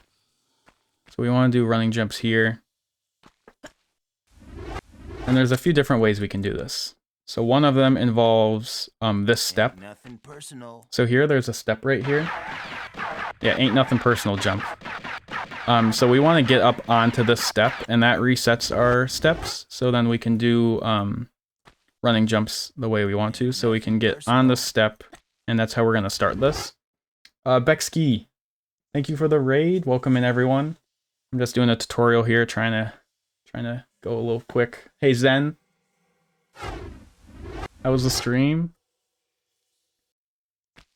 So we want to get a step up onto this and a running jump, and then after that, 1, 2, 3 steps and curve and a jump.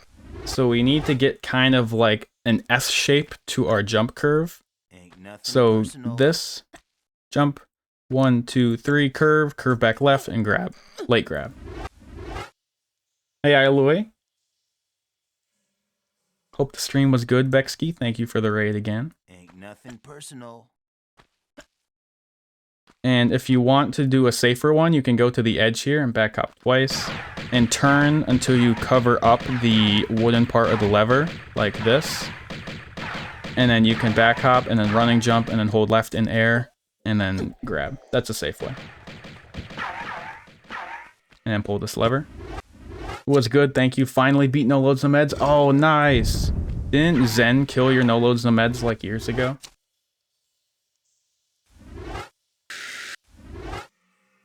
Okay, now we come here. LMAO, yes. Oh, I wasn't even looking. Okay, so we can pull this lever and go this way. This way. One. Do jumps like this, whatever's comfortable for you. There's a lot of places you can die here. You can kind of slow down here, land on a slope here. 1, 2, 3. Oh, I hit the slope. You want to try and jump up over the slope.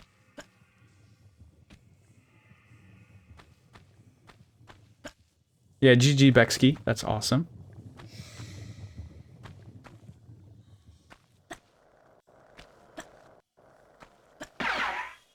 And then we just want to run by the Uzi guy. It doesn't really matter. There's some boulder triggers in here. So basically, we just want to run down the middle. And as the boulder's coming at us, then we want to move to the left. If you go to the left early, you'll hit the left boulder trigger, and then you're like, oh shit, and then you'll do like what Ryan did in No Loads No Meds. Speaking of No Loads No Meds. And so after this, once this boulder comes at you, then curve left, and then this row of tiles here, this row of tiles is the one that triggers this boulder. So if you jump over this row, actually, the boulder won't trigger. So you want to make sure that you do this room right. So go here, watch the boulder, go over here, hit this trigger, and then wait, and then go over this way. And up.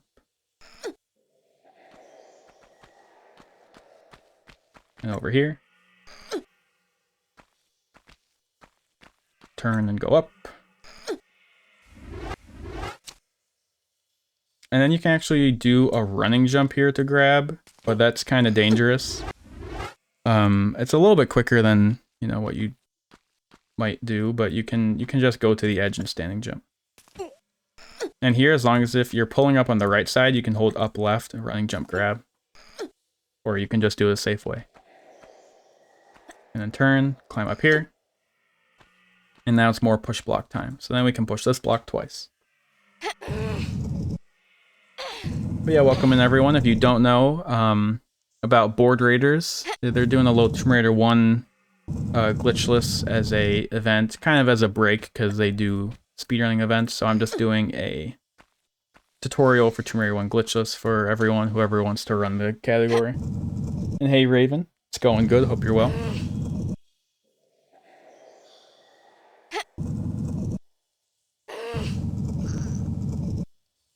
We want to go down here, pull this one.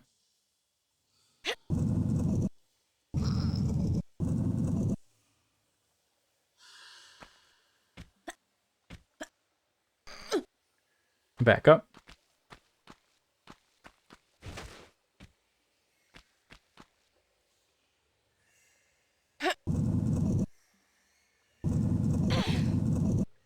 Now we need to pull this lever. Now casually, you would go pull another lever and open this gate and leave here, but we don't have to do that. So we have a little skip we can do, as we'll see. It avoids the shotgun trigger. It's not a glitch. It's just, if you time the door right, you can pass this trick door. It's like a door they try to trick you, or it closes as you get close to it. But you can trick it right back and get past it. And it's not a glitch. It's just timing on the door because the devs didn't realize that you could actually make it through. So from this block, you can do a running jump Yes, Gui. Thank you. You can do a running jump right to here, and then a standing jump, back hop, and then a walk, run, jump, and just run along the left side, and you'll squeeze through.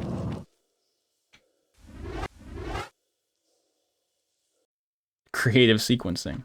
If you don't like doing it from the block because it's a little weird, you can back hop and then do it from here. This is how it used to be done, kind of like straight on from here. Again, running jump, standing jump, back hop, walk, run, jump. And that's timing to get past the trick door. Is there a way to recover? Yeah. Once you do it the first time, it's kind of messed up.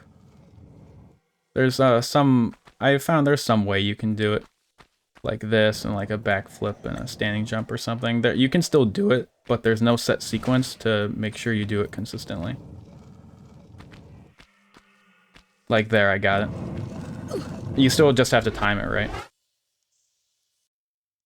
But it changes after you activate the tile the first time, so you can't do the same setup.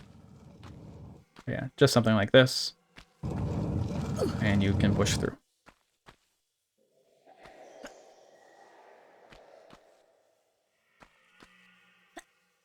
No sage cheese, nope. Not in this category. Jump up here, and then you can jump over to the side here and late grab. Go pull the lever.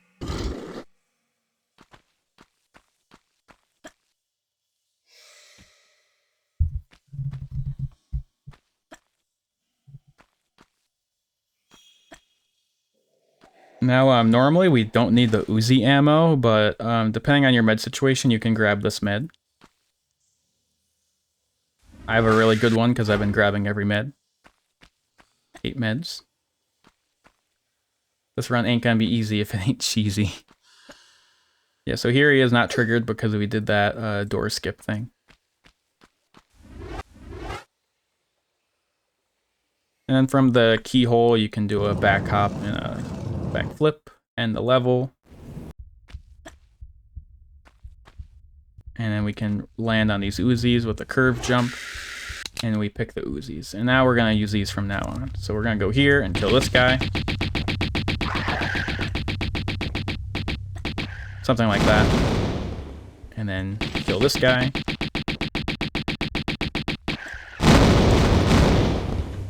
Each of those kills take 50 ammo each for those normal mummies. So I had 500, now I'm at 400. So you can keep track of the ammo that way if you want to try and conserve. Not a big deal though. Go around here, pull this lever.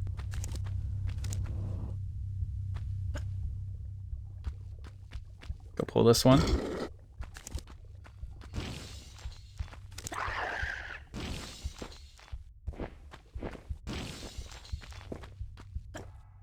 So now 3 more guys spawn, and it's just gonna take too long to kill them. So we just run this way, try and go as fast as possible. And then you're gonna do turn and running jumps and hope that there's no one here. This is RNG if anyone's here or not, and there's not. So now we can run this way. 1, 2, 3, 4 steps. And you can get in past the clang clang door. That's a little scary. And you can be getting attacked by these guys. So I recommend a save if you get bad RNG, like right here. So right here, you'll get attacked, you'll push you around. And then, oh, and I made it. And then you can land here and then run through. Oh, I bonk. Yeah, this is a tutorial. Please take this seriously. And then you can do a jump and then fake grab right here to land onto this ledge. You don't have to do a fake grab like that. If you don't like it, you can just go to the edge of this tile and then roll fake grab and land. And then go up here and pull the lever. And up here, there is a nice, I believe, a double pickup. We can grab this. And there's a very easy sequence here. If you hold jump up and right while picking up the Uzi ammo, then you can do 5 steps and jump. 1, 2, 3, 4, 5. Very easy set sequence.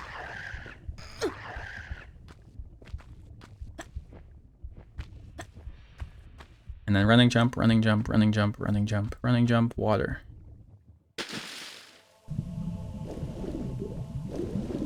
Hold this lever.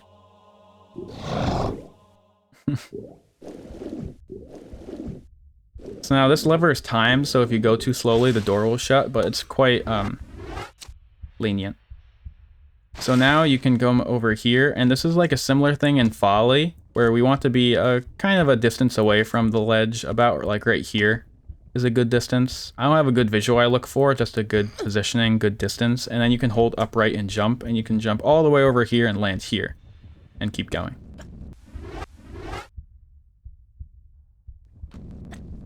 It's really not that hard.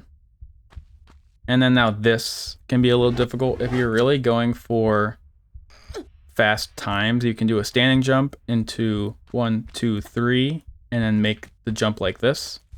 This is a skip. This wasn't intended. They didn't realize that you could make this jump. If you want to do it a little safer, you can go to the edge and line up right at the end, and then back hop, 1, 2, jump, and then land, and then continue. So either of those are good, but I like to do the 1, 2, 3 jump. But that's very difficult. Continue on like this. Daniel, thank you for the follow. Even though it doesn't look like it's popping up on stream, sorry about that.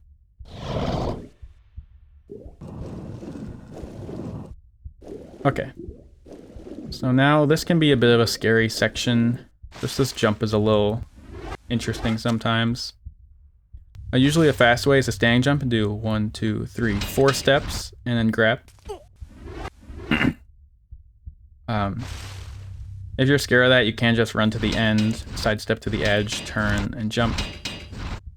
Like that. And then we do pick up this Uzi clips right here.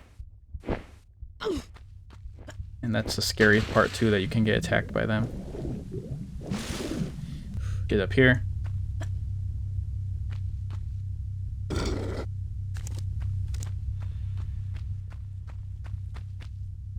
Alright, thank you, Daniel. Hope you're well. And we pull the levers in this order. You can pull them in the other order, where you pull that one first over here. So then you can avoid this guy. But this mummy,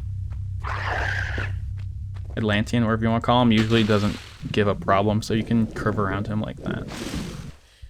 Any mutant impression by Trex? Is that okay?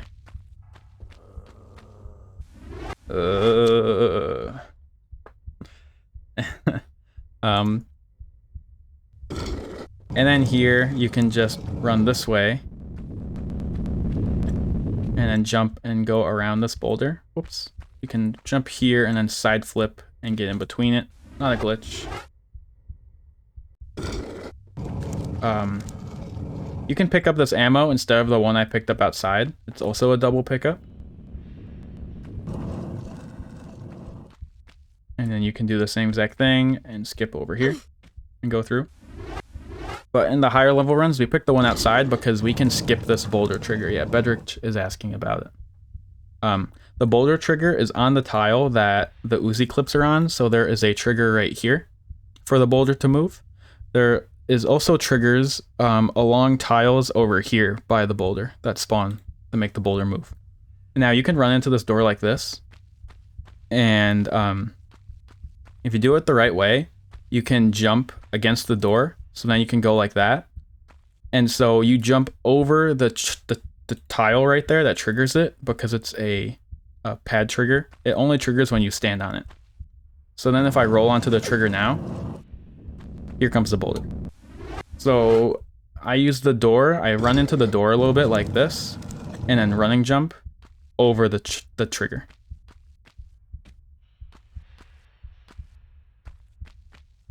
But if you step on some tiles over here, the boulder will come. It also has triggers on this side. So yeah, you have to go against the door the right way to skip the trigger, like that. And you can keep doing running jumps, running jumps, running jumps. Now this room, we kind of want to jump to the right, land on this slope, I'm going to show the fastest sequence just like this one time. If you want to learn it, go ahead. But this is difficult. To here. Back hop and then walk around, jump over to here. And over. That's about the fastest way you can do it without like some IL stuff in there. You can also try and go slower about it, kind of like this, and then go about right here and standing jump. Oh, I wasn't far enough. Hold some room, exactly.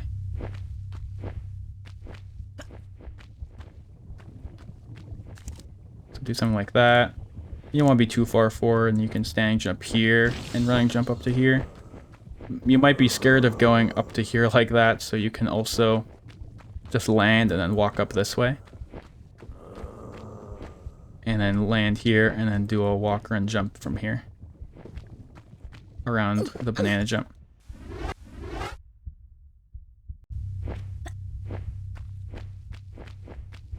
If you're kind of really scared, you can maybe kill these guys and pick up more Uzi ammo, but you don't really have to. But you can come here, slowly, come up to here. Get off here, shimmy left, get up, roll, and then hold up left, look to buffer up left, and then running jump. And you'll land here. That's about the safest way you can do it, I guess. Just ignore these guys and hope they don't shoot you with meatballs, and keep going. Yeah, it is a scary room. That's very scary, yeah.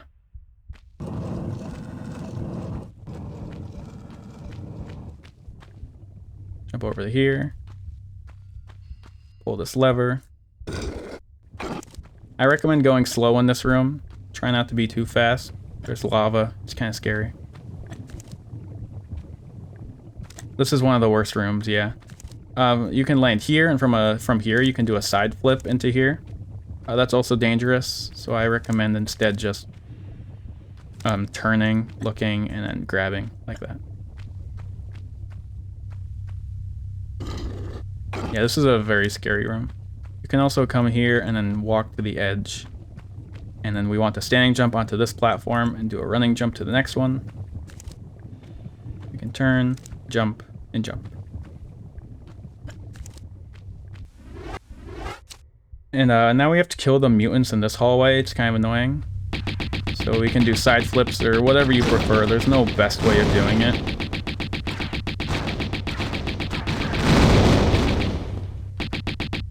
A lot of times they can put their head in the ceiling and you can't hit them, and it's kind of annoying. There's no truly good way to go about it, and everything feels scuffed. That is very true.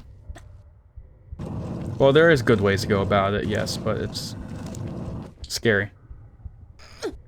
Yeah, the side flip is a very weird feeling. Okay, then we can just do running jumps, and land. And to here, and then we want to jump here, and wait, and shoot, and then go. Kill him. And then we want to hit this tile right here, which will spawn the boulder. Stop the clang doors, and go up to here. And push this block. Okay, now we're coming up on extremely controversial speedrun trick.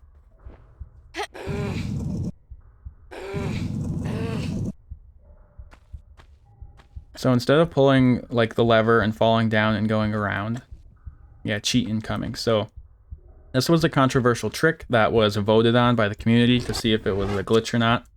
Basically, and my way of analyzing this and trying to explain it, you close your eyes when you do it. There is a pushable block in front of us, and we can climb onto this block with up and action as it's a certain number of clicks high compared to our height. But there is this weird kind of mesh up here, whatever you want to call it. I'm not sure exactly what it is, but it's not like the solidest wall around, but basically Lara doesn't really detect it as a wall, and she can climb up. So she can climb up, and the game realizes you're in the wall, and it pushes her out. So according to the rules and what we voted on, this is a legal move because you're climbing up, Lara can climb up, and the game is doing what it's supposed to and pushing her out. You're not glitching through.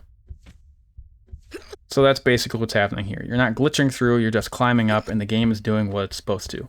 Now from here, when it pushes you out, it pushes her into a place where she can do a jump for 1 frame. She is standing for 1 frame when the game pushes her. So you can do a jump. And that is also allowed. We did this in... this is done at the start of Tibetan Foothills in Tomb Raider 2. It's done in City of Khamoon when we did the flip map. You can jump on nothing when you're standing for 1 frame. So combining these two, this legal move getting in and getting pushed out, and combining a jump on the first frame, you can combine both of them, do this, and side flip to the left on the 1 frame and get up here. And that is the glitchless move. It was voted on to be glitchless. People have their beliefs that it is glitched. That is very fair. It is quite controversial. So anyway, we'll move on. There's my explanation of it. If you think that was horrible, tell me. But anyway. Now we're going to here. We won't kill these guys. We can get down to this. Med when we have to. If you jump here, it spawns those guys up there. If you jump... Anyway, you can come into this room and jump onto the slope. So, this is Doppelganger room. There's Bacon Laura over there, looking pretty good. We call her Penelope, I think. Those guys don't shoot, actually, so you don't have to worry about them shooting you. They're the only one of their kinds that don't shoot, I think. You also don't want to save it in here. If you save and load, that will break Penelope. Yes, never save in this room. Save just before it, save after it, I don't care, but don't save in the room. Okay, so we can go over here and pull this lever. And we can roll, and we can do a standing jump and curve 1, 2, 3, and we can land here. You can continue with running jumps if you want when landing, of course. And then you can run here. And then you have to run over this tile, and that makes her fall in the lava, and that opens the door. You can do this in a continuous sequence, but... Oh, nice. But that's very difficult. If you want to see a continuous sequence, it's something like this, where you jump over here, here, pull the lever, roll, jump, 1, 2, 3, jump, jump, pull your gun so the camera doesn't bother you. I'd count 10 steps usually.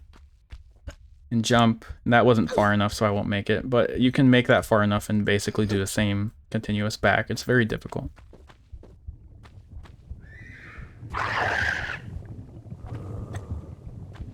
And we can continue on.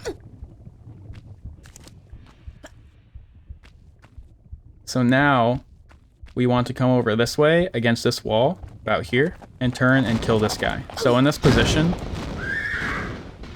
you want to be like, kind of like right here. You want to be against the edge like this, because then his meatballs can hit you. Oh shit, I didn't save it. Did I? Oh fuck. So his meatballs can hit you if you're in the wrong spot.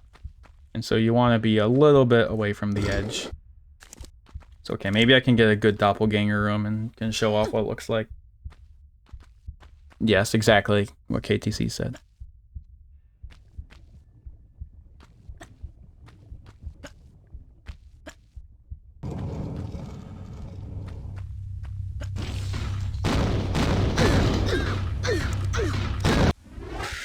You can do this safer if you just run and go around these slopes. Those guys above won't spawn, so they can't get in your way. So again, jump over here, land, unturn, go over here. Pull lever. 2, 3. Jump. Jump. 1, 2, 3, 4, 5, 6, 7, 8, 9, 10. Jump, jump, jump. And that's a good doppelganger room. Right, do the no loads, no meds boards, if they even still exist, still allow that? I don't know. I know for any glitchless speedrun.com category, you can do that. I nothing back there. So get right about here, turn, shoot and kill this guy. And then we can keep the centaur alive. The centaur is not nearly as much of a problem as the mutant there.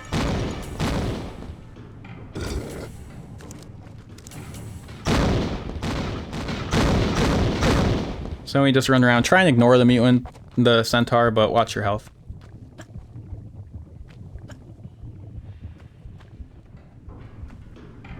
So if we want to speak in certainty about rules, all the things I'm talking about for rules, what's not a glitch and what is, all is applicable to speedrun.com and speedrun.com only. And grab these Uzi clips. And go up here. And smack the Scion. You can't.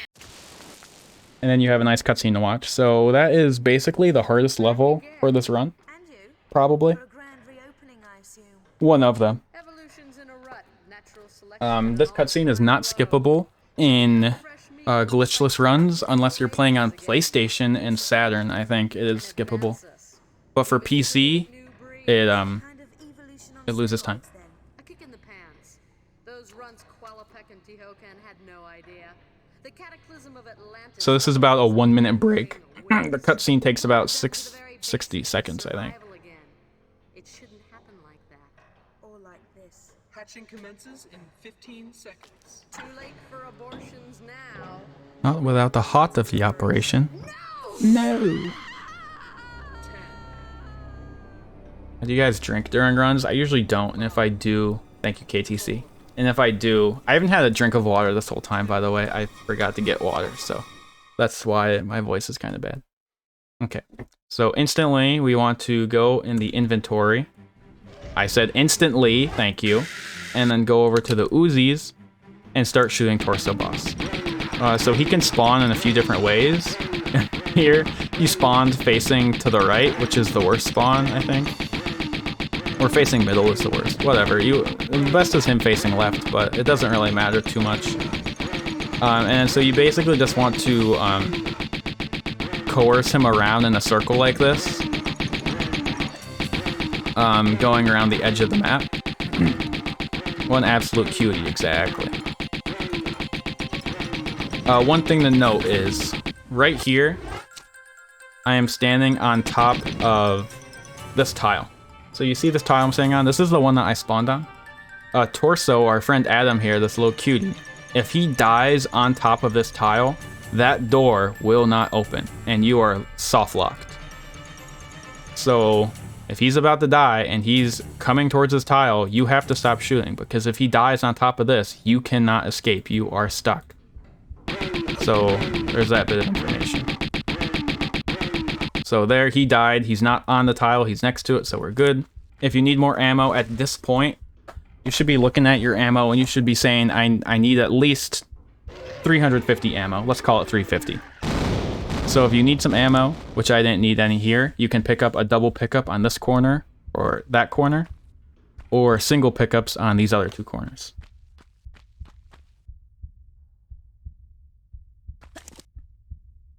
So you only need like about 350 or so. You're gonna use some on Scion and the rest on Natla at the end.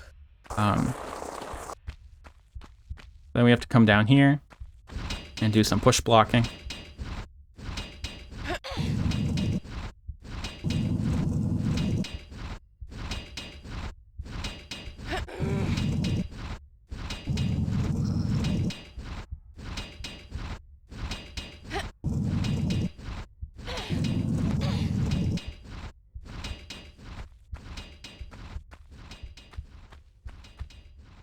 We can push this block, and then so now there's no way of really timing this clang door well because there's so much you're doing.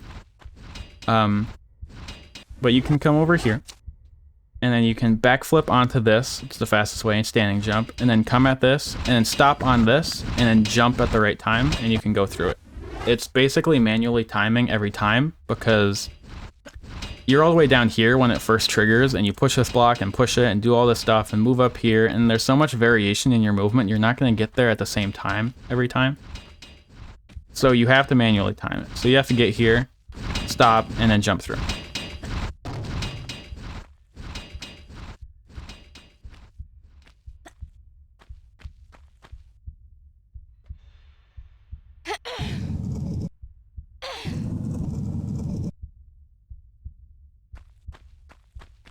Oops. Okay, so then you gotta go down here and push that once.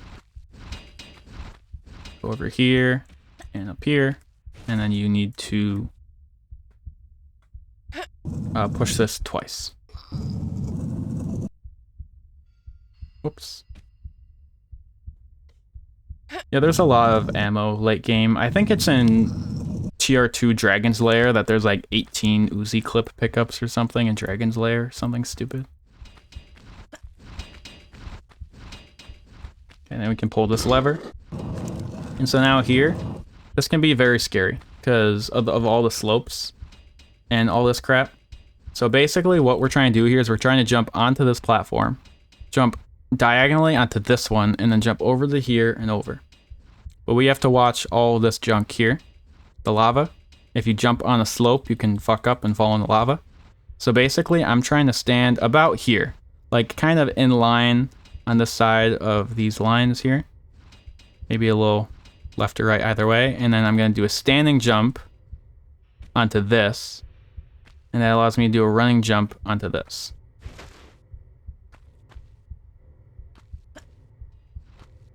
So when I'm coming this way, I stop here. This is a good spot, about middle of the tile, maybe and then a little to the left. A middle here, left here. And then you can do a standing jump, running jump, running jump. And then go over here and then roll onto this boulder trigger. And then go hide.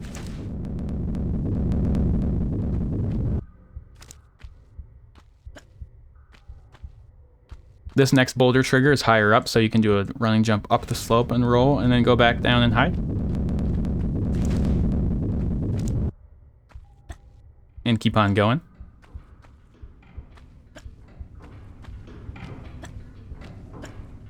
And now here, the safe way would be to roll onto it, roll again, and then roll again, grab.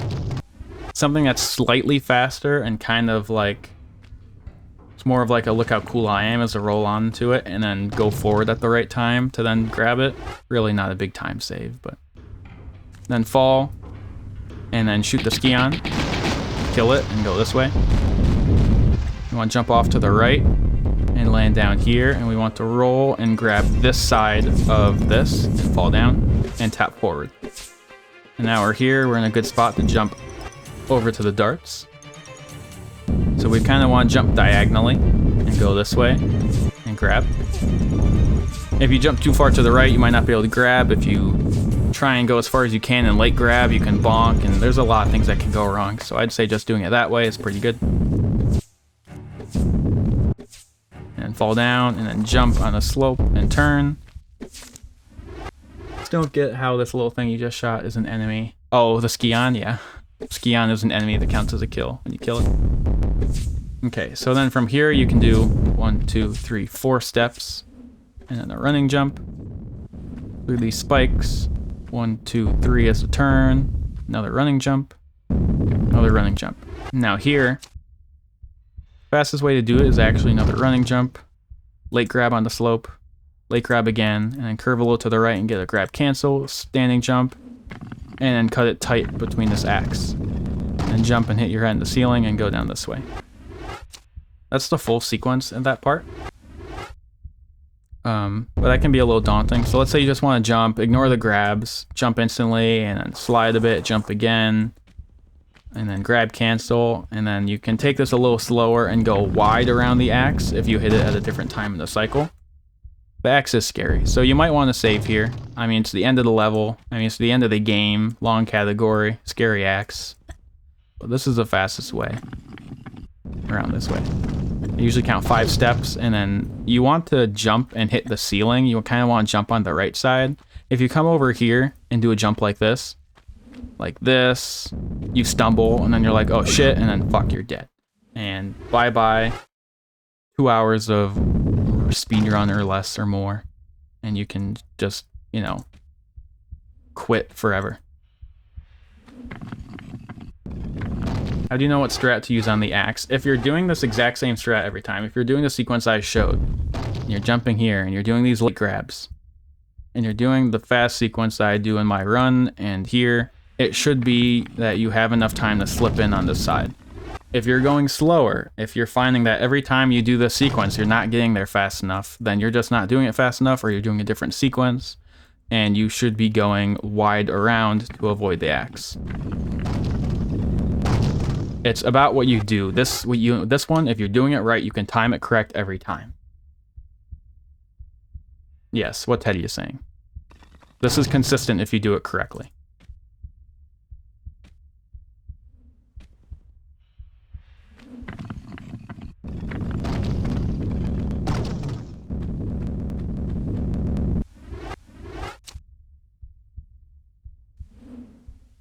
The axe movement, the axe is triggered and it starts moving at a certain tile. I forget which one it is, I don't know, but it does start moving at a certain one. But at that point, if you're doing the same sequence, you're going to get there about the same time, within just a little bit of a time difference. So if you're doing it right, you should get it correctly. There is a place that it spawns, but you have to do it correct to get the right timing.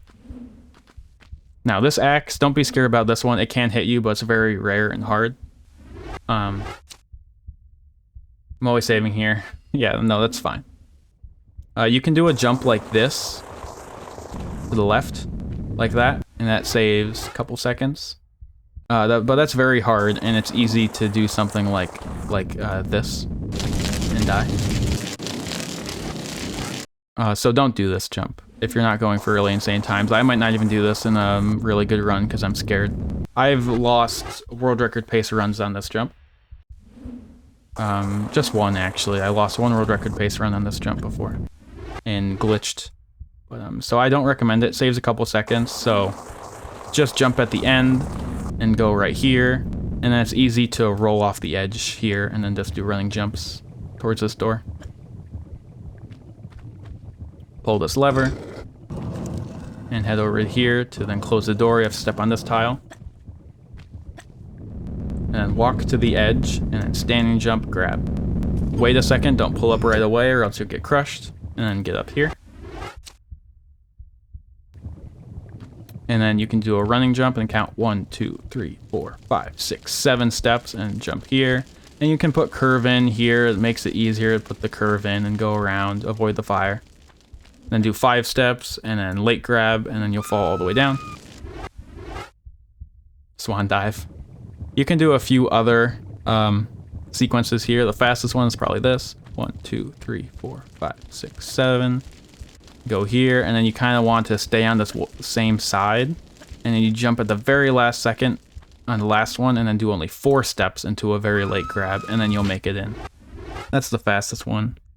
You can also do like 2 running jumps here, and do 4 steps, and then do this, but that can be a little slower and puts you farther ahead. And you can do 4 steps on that. So there's a lot of different ways you can do it.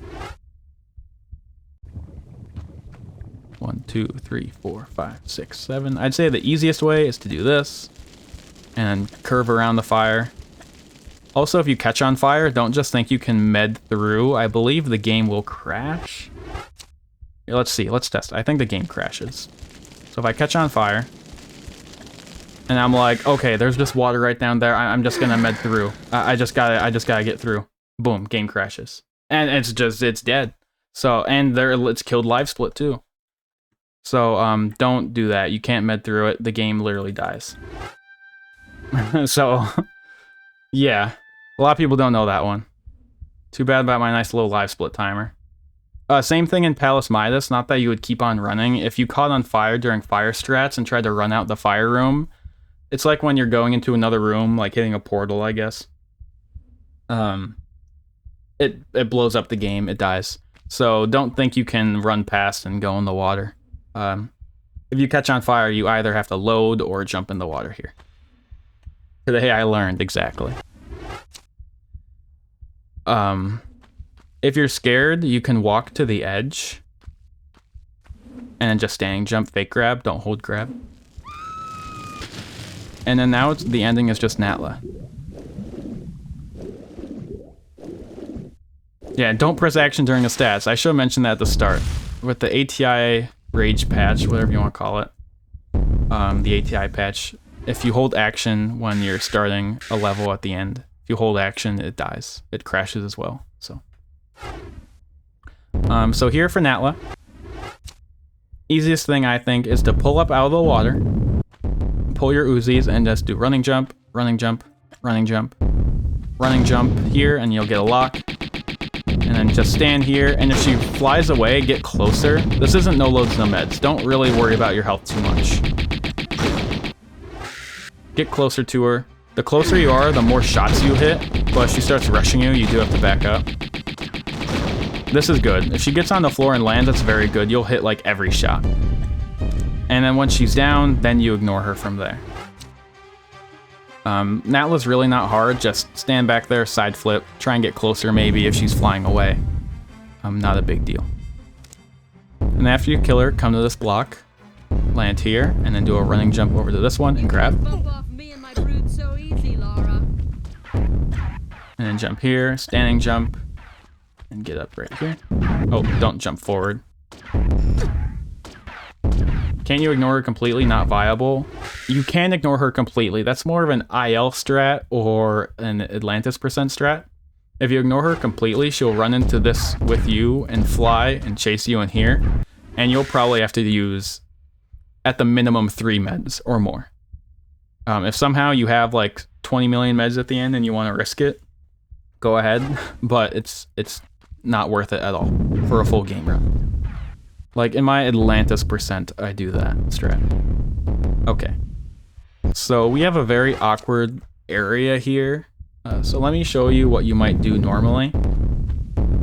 You can come here and then maybe roll and roll here and do a running jump to this platform, but then you can't do another running jump, but you can't do a back hop, so then you have to walk forward and try again, and then you're kind of in a weird... So this is a very weird set of pillars to navigate, especially right at the end of a run. And so there was an idea like, well, this is all Tombo right here. He thought of this. If you run off the edge, I did it wrong. Don't worry, we're getting to the strat. But you can actually standing jump from... You can standing jump from the edge of this pillar to that one. This actually is makeable. It doesn't look like it just from where you are, but this pillar is a little bit higher up, and you're close enough that you can make a standing jump. So the point is that you can standing jump and land on the edge here and do a continuous running jump. So you get a nice sequence. So this was found by Tombo. You do a side flip, hold upright, and then run this way. Just kind of stop like this. And once you stop here, you can standing jump, and that puts you right on the edge of the block. And then you can standing jump again, running jump, running jump. And that gives a very nice sequence. A little risky, but just do it right and it's very nice. Running jump, standing jump, standing jump. Camera kind of blocks you so you can't see too well, so it's a little scary. And up to here.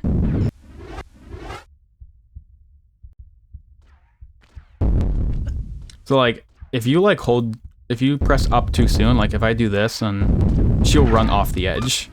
So you have to make sure you land, then press up and jump to standing jump forward. And it's hard to do that because you can't see because the camera's ass. But you can wait and then do that like this.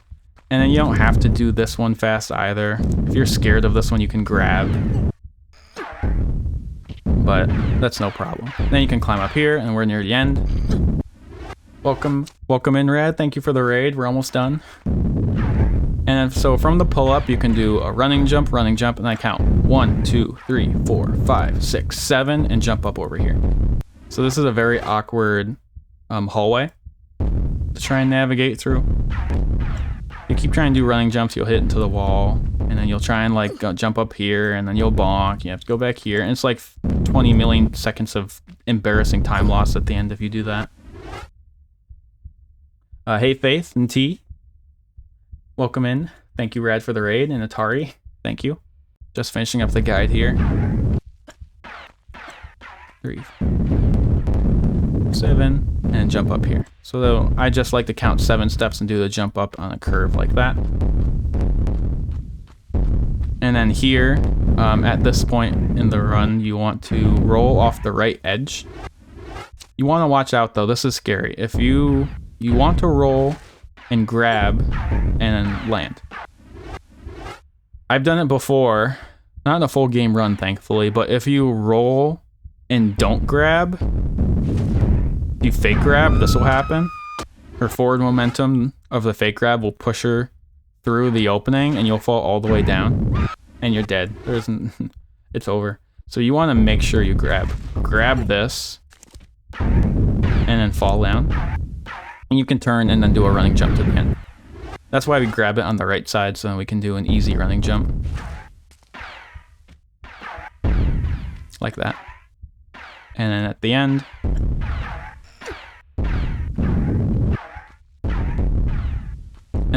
the fastest way is to come to the left side where the ceiling is kind of low, but don't go too far left or you'll bonk like that, and then hold jump and up, and that's the fastest way down. And that is Tomb Raider 1 Glitchless. What's the best possible time from your opinion? So from all the optimizations and stupid strats I've been trying to add in, and all my gold splits, my sum of best, if we look at my splits, let's change these splits. My sum of best is 129.27. That can be improved. There's different time save and different levels, but this can probably get low 129 sum of best. I don't know if 128 is possible. But I would say maybe around a minute slower than sum of best is the most possible reasonable thing. So I'm thinking a pretty insane run is mid 130s. Like 130, 30, kind of. I don't think at the moment a 129 RTA would happen. So I'd say 130s is about the best you can get. If you get insane luck and you play insanely the whole time, maybe you could get a 129. But that's nearly impossible. But yeah, that is the tutorial. If anyone has any questions, you can contact me. You can contact people on the Tomb Runner Discord. Or in the Board Raiders Discord. I will be happy to help people if they have questions. And I hope people enjoyed it, the end. And I hope this was helpful. I mean, it lasted about 4 hours, as we can see. But again, leave any comments if you have questions as well, anything you want. I hope this was helpful. And happy Tomb Raider 1 running.